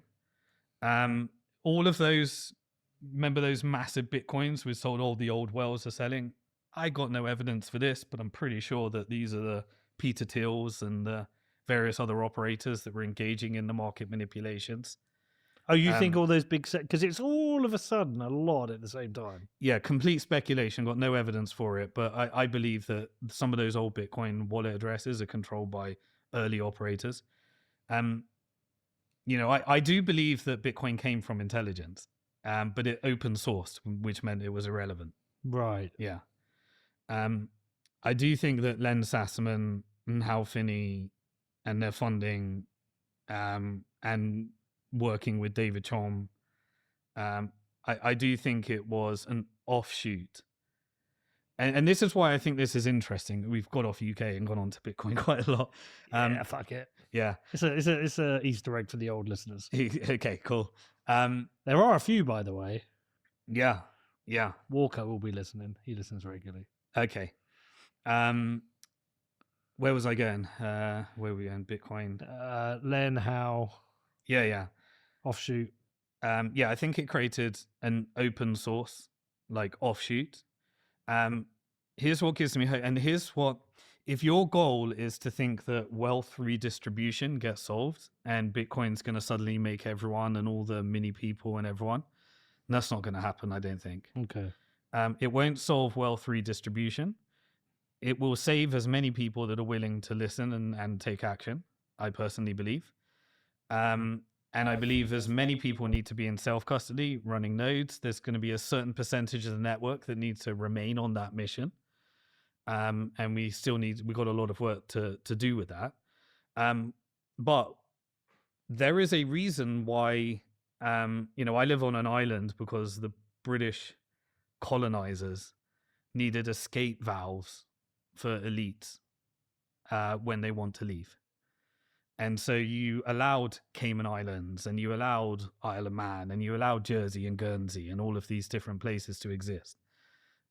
You allowed Swiss bank accounts to exist because the rich and wealthy want them. And so the rich and wealthy want Bitcoin in self-custody, but they want you to put your Bitcoin in their custody because they want to lever it up and they want to create derivatives and they want you to have margin calls. And they want to take as much of your Bitcoin as possible in their custody. And so they will do that and they will succeed to the vast majority of people. Motherfuckers. Yes. But just don't mine the fiat currency against your Bitcoin. How do we be... So sorry. You don't lose and you win by playing the game. That's your only choice. You kind of have to play the game. I have not found a way of beating the financial industrial complex, and they got as much Bitcoin so that whatever happens with Bitcoin, they're going to be fine. So you have to become part of the evil. No, you have to boycott the evil by holding it in self-custody. If you hold it with the BlackRock Bitcoin ETF and you borrow against it, then you're part of the evil. And that's the decision But you have to become make. part of the evil by doing that because you know the majority of people won't be able to. You have to have something. You have to live. Yes, but if you do that knowing 70% of people won't do that. Well, then we have to educate them. You know what we should do? We should start a Bitcoin podcast. Exactly. We should start a Bitcoin. Yeah. We could call it What Bitcoin Didn't. And I filmed another episode on there. Yeah. This is What Bitcoin Didn't. I don't know. But I'm here's liking the thing. beach strap. I don't believe wealth redistribution. So firstly, you have to decide where you're going to live. I believe that this is the decline of the West. I don't think anything stops that train. I think it gets worse. I think Europe gets worse. I think UK gets worse. I think America gets worse. If you own assets, you'll have the best time of your life. The rich are going to be fine. It's time to get the fuck out. Yes. Now, you can escape to islands, or you can go join a country that for the very first time in history is going to be decolonized from the British American Empire. And for them, it's going to be great. This is going to be the first time in millennia that Africa might be able to use their own resources. Yeah, I might not go to Africa just yet, although I quite like it. Yeah. Yeah, I quite like it. Asia, I think, is going to be great for all of them. There's some of them... I'm a big fan of Thailand. I was looking at properties in Thailand recently. They look quite nice. Yeah, the ones, they're very vassalized into BlackRock. Right. Like anyone... So the tariff policy had 3 impacts. Firstly, it wiped out all of the small business in America because they paid the tariff. They couldn't afford it. Right. And so they got the mergers and acquisitions up to the large companies. It was like COVID for that. So you wipe out the small business, you hoover them up into the large multinationals. That was impact 1. And then obviously that leads to somewhat, we haven't seen too bad inflation, but systemically inflation's about 3% in the US. It seems like it's going to stay there. You just created another tax. Here's the scam. There's a movement around right now. This is a live campaign. Right, hold on. I'm jumping too much. I'll finish the 3 thoughts and then I'll get back to tax. So that was the first one. The second one is the export-dependent countries got pushed up into the same companies as well. So if you're in Vietnam and you're subordinate and you got wiped out and consolidated up as well. That's why we had BlackRock and China negotiating all the ports, all the different trade routes, all the Gulf countries. That's why we're seeing, it appears like it's World War III. I don't think it is World War III. This is a massive, massive change in the world. Right. And is it this part of the reason why Russia wanted Crimea and parts of Ukraine, because they wanted access to those ports? So there's with Ukraine and Russia, there's like a win-win game with Russia and the financial industrial complex. Okay. The longer this goes on for, the better it gets for them. They get more land and BlackRock gets more resources. And they make more money and they subordinate Ukraine and they kill more Ukrainians for their profits. Ugh. Oh, fuck, Yeah. man. Yeah. Okay, where do we go live then? Oh, sorry, no, let me finish your point. And then so this is the rise of Asia. I think Asia's going to have massive growth. I think Africa's going to have massive growth. I think Middle East is going to have the highest growth. And I think the global South in general, the rule of thumb, the closer you are to America, the worse it will be. Okay. So if you're Central South America, if you're Europe, you are fully subordinate and you are a playground for military profits. How long do you think we got? I don't know how to answer that question because I'm going to go back to tax, but I think that brings up an interesting one. Currently, the financial industrial complex are in charge, but there is a new thing called, I guess, this one world government, Orwellian 1984, one central bank digital currency type of conspiracy theory. The data centers and the energy are in the Middle East. America's got the software and the hardware. And China's got the manufacturing base. Africa's got the labor. I believe that BlackRock would like to consolidate that all into a massive control grid where maybe, just maybe, money doesn't really matter because everyone's on some kind of UBI. This is where we're going into the 10-year, 20-year prediction. I don't know what the world looks like in 10 years. Con, can you get a chart up of the US debt? I want to see it as an actual chart. Because it's pretty hockey stick, right? Yep. And is that... That's the British Empire right there. Hold on. That's the UK. Oh, you got UK there. No, that's US. 38 billion, trillion, gazillion, billion.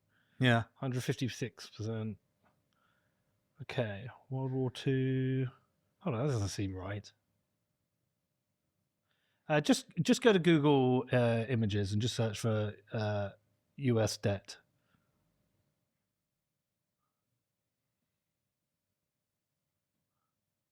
Yeah, these are one of the ones. Right. Yeah. So, like, actually, Con, go over to the left. See that newest? Yeah, that one. See, right. So, like, at some point, it just can't work anymore, So and then you're done. Yeah. So what you're seeing there is World War II, Yeah. America fairly debt free. Cold War, debt. Then you have Korean War. Yep. Then you have Vietnamese War. Yep. Then you have Iraq. the fall of the Soviet Union. Then you have all the Middle Eastern wars and the fake war on terror. You have bank bailout. You have long-term capital management, bailout of the hedge funds. Mm-hmm. You have global financial crisis, bailout of the banks.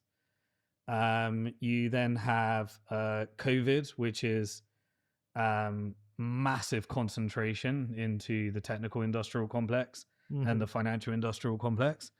And if you look at what is all of that debt, it is interest, war, social security, Medicare, Medicaid. If you're running those demographics right now, how do you solve those demographics? The UK looks a little bit similar. You need to try and make up for it through immigration. Yeah. Or you do civil unrest and turn it into some kind of universal basic income. But they're milking the end of it, right? There comes a point where it's you can't just keep rolling it over. To the point where it's useless. As long as American GDP growth, which just printed 4.7% through fake all of these operations of Trump spending, and more of it is government, as long as that is greater than the average cost of the debt, which is about 3.3%. So what's Trump trying to do? He's doing fiscal dominance, which means print as much money as you can and we'll spend it into the stock market. If the left get their way, then that's social programs, which means the banks and the insurance companies get to manage more money and they put it where they want it. If the right get their way, then we put it into the technical industrial complex, call it capitalism, winning the AI war. And we do it into military expenditure. So he just announced AI battleships. Oh, the Trump fleet. Yes, the Trump fleet. So you get all of that. And then a bunch of it goes into Palantir, which is the surveillance state. So either way, you keep rolling over. And then what he's trying to do right now is monetize, which essentially means I'll run the economy hot, push everything into the stock market, screw everyone else, if you own shares, you'll be fine. And we're going to put as much into the stock market, and I'm going to roll over the debt on the short term. So he's saying Fed, we'll put interest rates down. And what's happening to the long-term interest rates? By the way, this is what's happening in UK. The long-term interest rates are getting more and more expensive.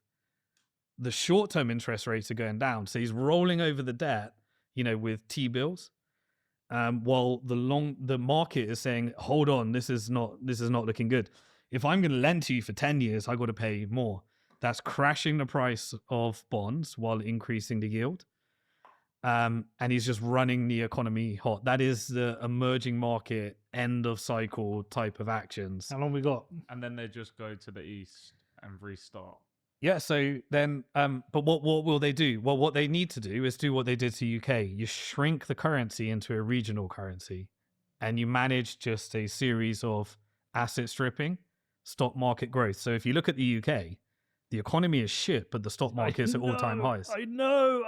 And then fucking Labour saying, look, we're doing a good job. Yeah. Fuck off. And so they all say the stock market's at all-time highs because it's mass corruption. Hold on. So, and to pay for this, you have to eviscerate the middle class. Yes. Yeah, that's it. That's it. There'll be, you'll get wage compression between the working class and the middle class, and the middle class will be destroyed. Yes, and you nothing stops that train, as Lynn Alden says. But you can keep your welfare program going. You can keep everyone just ticking over. Yeah, and you keep it going until the last bond won't be bought. That's it. So hope is really cope. Yes. Yeah. Fuck, man. Well, actually, what is hope? You have to firstly be an asset owner. That's the only way. Yeah. You're the stock market It comes and back to my game, which it comes back to my point though. What's the fucking point? You have to play the game. Yes, you have to be an asset owner. But I personally, for me, I wouldn't invest in Palantir stock, and I wouldn't buy S&P index because I don't want to support this shit. Yeah. But by Bitcoin investing in any asset, you are supporting this shit because you are realizing this is how it works, and I have to do this. No, you have to live, and so you've got. So does everyone. Yeah, and what sure. You're saying is all those people will get left behind, and that's fine. But we already knew that anyway. We already know. Fucking shit. Yeah, it is shit. But that's been as long as time, right? But like your choice is jump off a cliff. You're not allowed to do that because I need you around. Secondly, it's go, okay, what part of the system am I willing to be? So like, for example, if we wanted to stay in the UK, we could pay off the mortgage. We could put a little vegetable garden in the garden. We could buy our meat from the local butcher. We could be part of our community, and we just exit the financial system as much as possible. That means Bitcoin or gold or whatever. You have to drive on the road, and you have to use the internet. You have to do part of it, or you go and live in a country and just, I don't know, buy a ranch and live off grid. Boycotts work. I've been involved in the anti-war movements before I was involved in Bitcoin. And we when the Malaysians decided that they weren't going to go to Starbucks, and I'm got a Starbucks here, because they were supporting Israeli settlements, and their profits went down. They had to overthrow their CEO. This is the important part. The real money, the real vote is your money, and so you vote with your money. Yeah, you have to spend local. Now look, it's not perfect. I need AI. I need an iPhone. You could use Venice. You could use Airvo. Use Venice. But that's the key thing. You have to become. You're never going to get this perfect. The perfection is an evil. Is an enemy here. Yeah. You need to every week, just like the right advice with Bitcoin. I think you always said this as well. It was own more Bitcoin this month than last month. That was always the right advice. Yeah. Be better. Boycott more this month than last month, and so be more conscious. Are you support? Am I investing in a global machine? Or am I investing in my local football club, my local community? Am I, doing private? This is why I think it was really interesting what you were doing, Peter, because you were going local, and you were just recognizing that investing local, supporting local, buying local. Yeah, but I gave up most of it. Yeah, because everything. everything I did suddenly became political. Yeah. And I got attacked in every direction. And the machine was too big. Yeah, the machine was Yeah. too big. And I was like, okay, well, I need to stop worrying about local stuff because actually I can't change Yeah. things. You know, we were going to open this pizza place and we cancelled it because like we can't make any fucking money. There's too much tax, too much bureaucracy. Yeah. So we was like, well, we need to go to it. And the national level. So it's like at the national level, I can have influence. Like, you know, I've got touch points with various MPs and various political leaders. I can influence that. And then, you know, maybe I'll become an MP. But I was like, well, fuck become an MP. I don't want to become part of the state. Exactly. And now we're at this point where in a day, I built a website called iknowlongerconsent.com Mm-hmm. and I did the Twitter profile. And I just saying to everything, I don't want to be part of this, but maybe that is a decentralized movement. Say, I'm not going to be part of this. Correct. You know, this is what I'm going to do. I'm going to buy local. It's a bit more effort, but we're going to go and shake the hand of the local farmer and buy a steak from him. We're going to go and buy our fruit and veg from the local farm. We're just going to stop using all of these motherfuckers. We literally will only support local privately owned businesses and farmers, put all our money in Bitcoin, and just that's what we do. That's our boycott. Or we just go and live in the Cayman. I completely agree with that. And, you know, we become more and more conscious about our supply chains. You know, we think whose honey are we buying here? Yeah, You know, and is it who's liquid sugar? Yeah. Yeah. But you know what the funny thing is? Even, sorry, I've known you for a long time, but even if you were a mad conspiracy theorist, your solution is still something we should be doing anyway. Yes, absolutely. Because like the best case scenario, there's just massive corporate interest, which we know exist, and we know there's corporate lobbying, and we know they create this kind of like moat around their businesses where us as an independent coffee shop is fucking hard, right? It's really hard. Whereas if you've got 1,000 Starbucks, you can centralize your accounting, you can centralize your HR, and you can offshore your profits. We can't do that, right? Yeah. But we can create such a good product that enough people come. Yeah, exactly. And you know, the reason Starbucks is because they subordinated to the financial industrial complex. They took the compromise and they engaged in laundering money in the directions that prop up the empire. Whereas the local coffee shop is not doing that. So I completely, you know, the more decentralized we go, the better. And that has both a spiritual benefit. I believe personally, in my experience, every time I've done something which I think is pretty questionable with my money, it's blown up in my face. Every time I'm intentionally and directionally allocating my money to things that I think make the world a better place, it's multiplied for me many times over. So I do think that there is a spiritual energy behind money, that if how it is achieved. And even though there are these big evil empires, these are the, you know, look at these industries. They are all being exposed right now, whether it's the rap star, whether it's the Hollywood. You know, these people are depressed, addicted to drugs, engaging in, you know, massive degeneracy. Like, these are not happy people. Yeah. You know, some of it looks fun. Yeah. Well, we saw the yacht, didn't we? We looked at all the yachts parked up at St. Bart's, all the billionaire yachts. Take this as mission. It comes back to like what is end goal for them? Do you just get a bigger and bigger yacht? Is that it? It's maintenance of the system. This is systemic. There is no one on top. It's not an organized cabal. If you look at, I know when people say like Jews on top of this whole thing, I looked at that. I did a whole blog post where I just wanted to debunk it because everyone said it. What everyone does is they point, okay, there's a bunch of executives that are Jewish. Fine. What's an executive? Well, an executive is a manager that works for a board. Okay, well, who does the board work for? Well, the board works for the shareholders. So who are the shareholders? Well, that's actually the global wealth, and that changes. And then I looked at the last study, and 55% of global wealth is those that call themselves Christian aligned, 36% atheist aligned, 8% Muslim aligned, 6% Hindu aligned, and 1% Jewish aligned. So that's global wealth distribution. So of course there's a very small number of them, 16 million relative. So are they punching above their weight? Absolutely. Are they punching above their weight? But who is actually achieving all of this wealth? Well, you say, well, they control the banks, they control the media. Well, no, that's not actually accurate. What happened to the banks? The banks are public companies. The banks own the Federal Reserve. So you say they own the Fed. Like, no, the Fed is owned by the member banks. The member banks is owned by the banks. The banks are public companies and they're owned by the asset managers. Who's the asset manager? Large sovereign wealth funds, and your money that's being pulled into ETFs. So it's just a very, very large, complex set of incentives.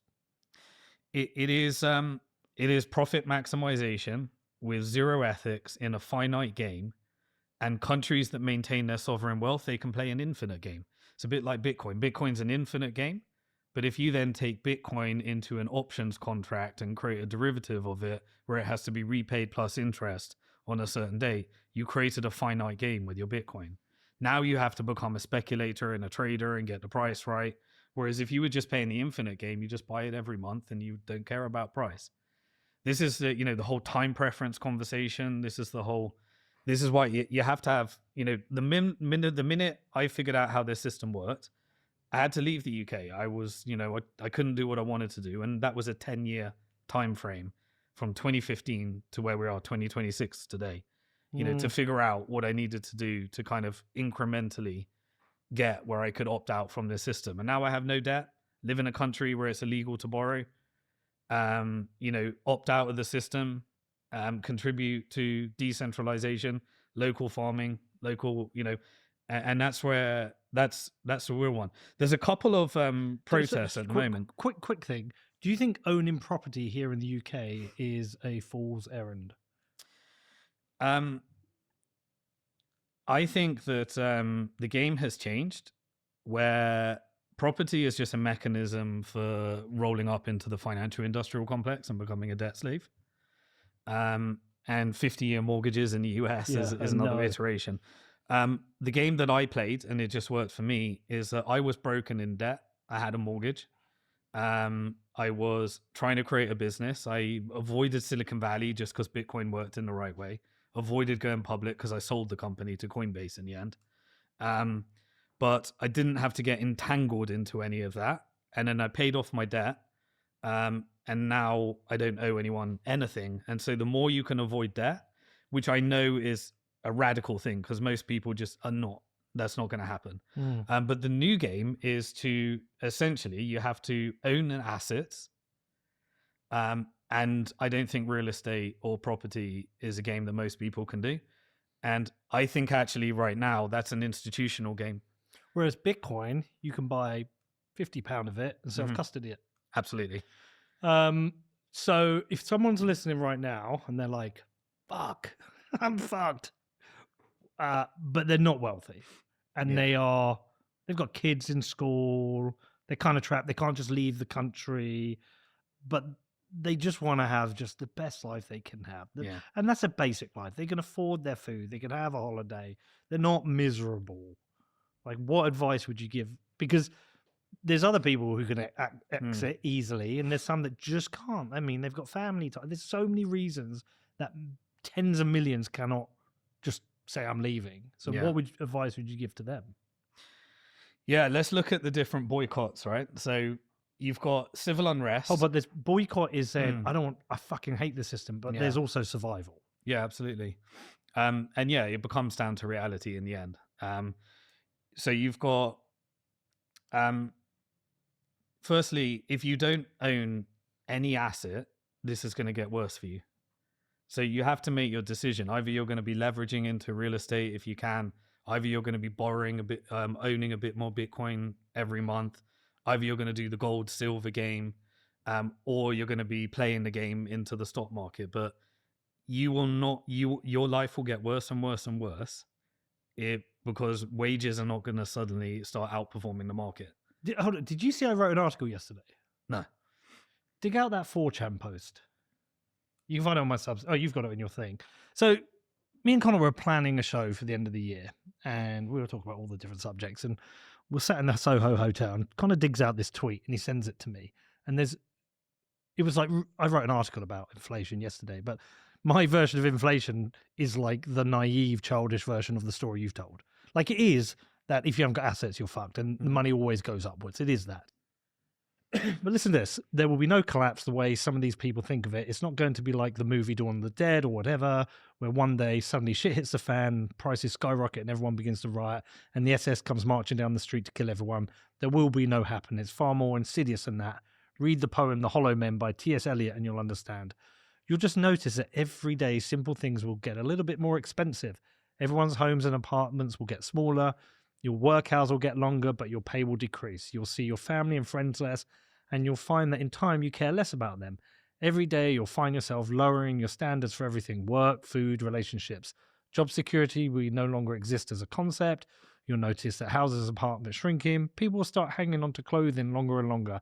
Less people will get married, even less will have children. People who engross themselves in technological distractions and fantasy will never truly experience in the real world. Whatever dream people used to have about what their lives were going to be will become for them a distant memory. The only thing left for them will be the reality of their debt and their poverty, and every minute of every day they will be told, "You're stupid, ugly, and weak, but together we are free, prosperous, and safe." That is the collapse, the reduction of the American man into a feudal serf, incapable of feeling love or hate, incapable of seeing the pitiful nature of his situation for what it is or recognizing his own self-worth. And so Connor sent me that and I read it. And what was it you said? You like... It's the most beautiful and devastating thing I've read at Yeah. the same time. And it was like, fuck. So we made a show about it. I was like ranting about inflation and fucking elite wankers. And then New Year's Day, I woke up and I hadn't had a late night drinking. So I just went and sat in my coffee shop and just wrote this article. What was it called? This is the way the world ends. And that's part of that poem, right?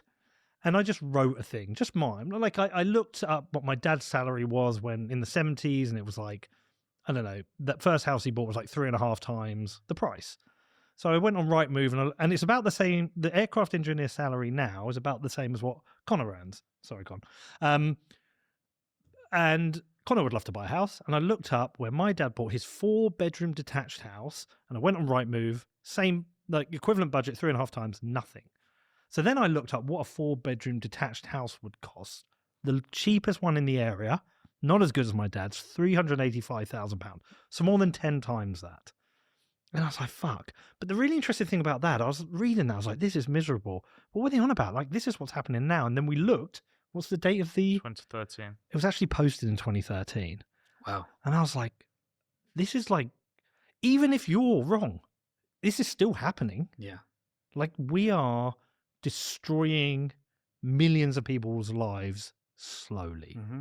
Just Yeah. a little bit of chip about, it's one budget here, or it's a price up there, and it's now can't afford private schools, or I now can't take kids on holiday, or I now can't move my, like, little by little, we're destroying, I say we collectively, I just mean the world is destroying people's lives. Yeah. And it's just the only time I go, well, the communists have got a point. I disagree with their solution, but they are actually identifying the same problem that we identify. Mm-hmm. I just disagree with their solution. But it's so fucking sad, Simon. It is sad. Firstly, I completely agree with every word that was said there in terms of where this is going. And there's no way of sugarcoating that because it's reality. You can't you can't put together a plan to win unless you know the rules of the game. So I've tried to outline what I believe the rules of the game are. But you can't.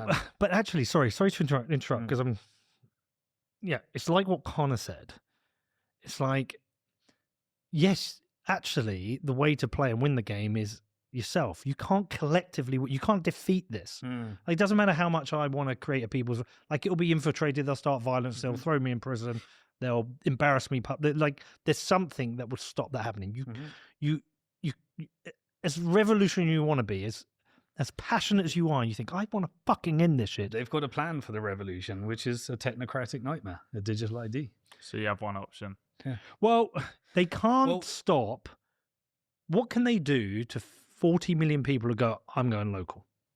Exactly. There's nothing they can do that. Now, one thing that's interesting. So there is a campaign. I don't know Although if we you've can't afford it. noticed. Is your algorithm telling you that all the Americans are going to stop paying their tax at the moment? I've seen some of that. Yeah. And people have talked about that here as well. Yeah. It's much harder here because of PAYE. Yeah. Okay, let me debunk that one. What is tax? It's not to pay for goods and fund the government. No. It serves 3 functions. The first thing is it creates demand for the currency. And so by paying your tax in pounds, it creates demand for pounds. But when you pay your tax, the government is not funded by your tax. The government is funded by money printing. Yes. This is what the MNT guys say. Exactly. And when you pay your tax, It's a controlled inflation, right? It controls inflation. Hmm. It's disinflationary. And so when you print the money, you create inflation. And by paying the tax, you contract the supply. So it's disinflationary. So it's just a mechanism for controlling some of the inflation and creating demand for the currency. Some of it, you create the illusion that you're paying and you're going to make it work. But it's a debt-based Ponzi scheme. So you can't repay the debt. When Elon said we're going to repay the debt, he was engaging in giving people delusion that you can pay the debt. But is this why there are so many mechanisms for rich people to not really pay tax? Yes. Well, firstly, the rich don't pay the tax. There's so many mechanisms because they want it. And that's why they'll allow Bitcoin in self-custody as well. There you go, peasants is for you. Because they want it. Taxes for you, peasants. Yeah. And so not paying your tax is sadly inflationary. Yeah. But there is one that breaks everything. Go on. And if people actually said, I'm not paying my rent and paying my mortgage, that breaks everything. Because it breaks the banks. That breaks the banks.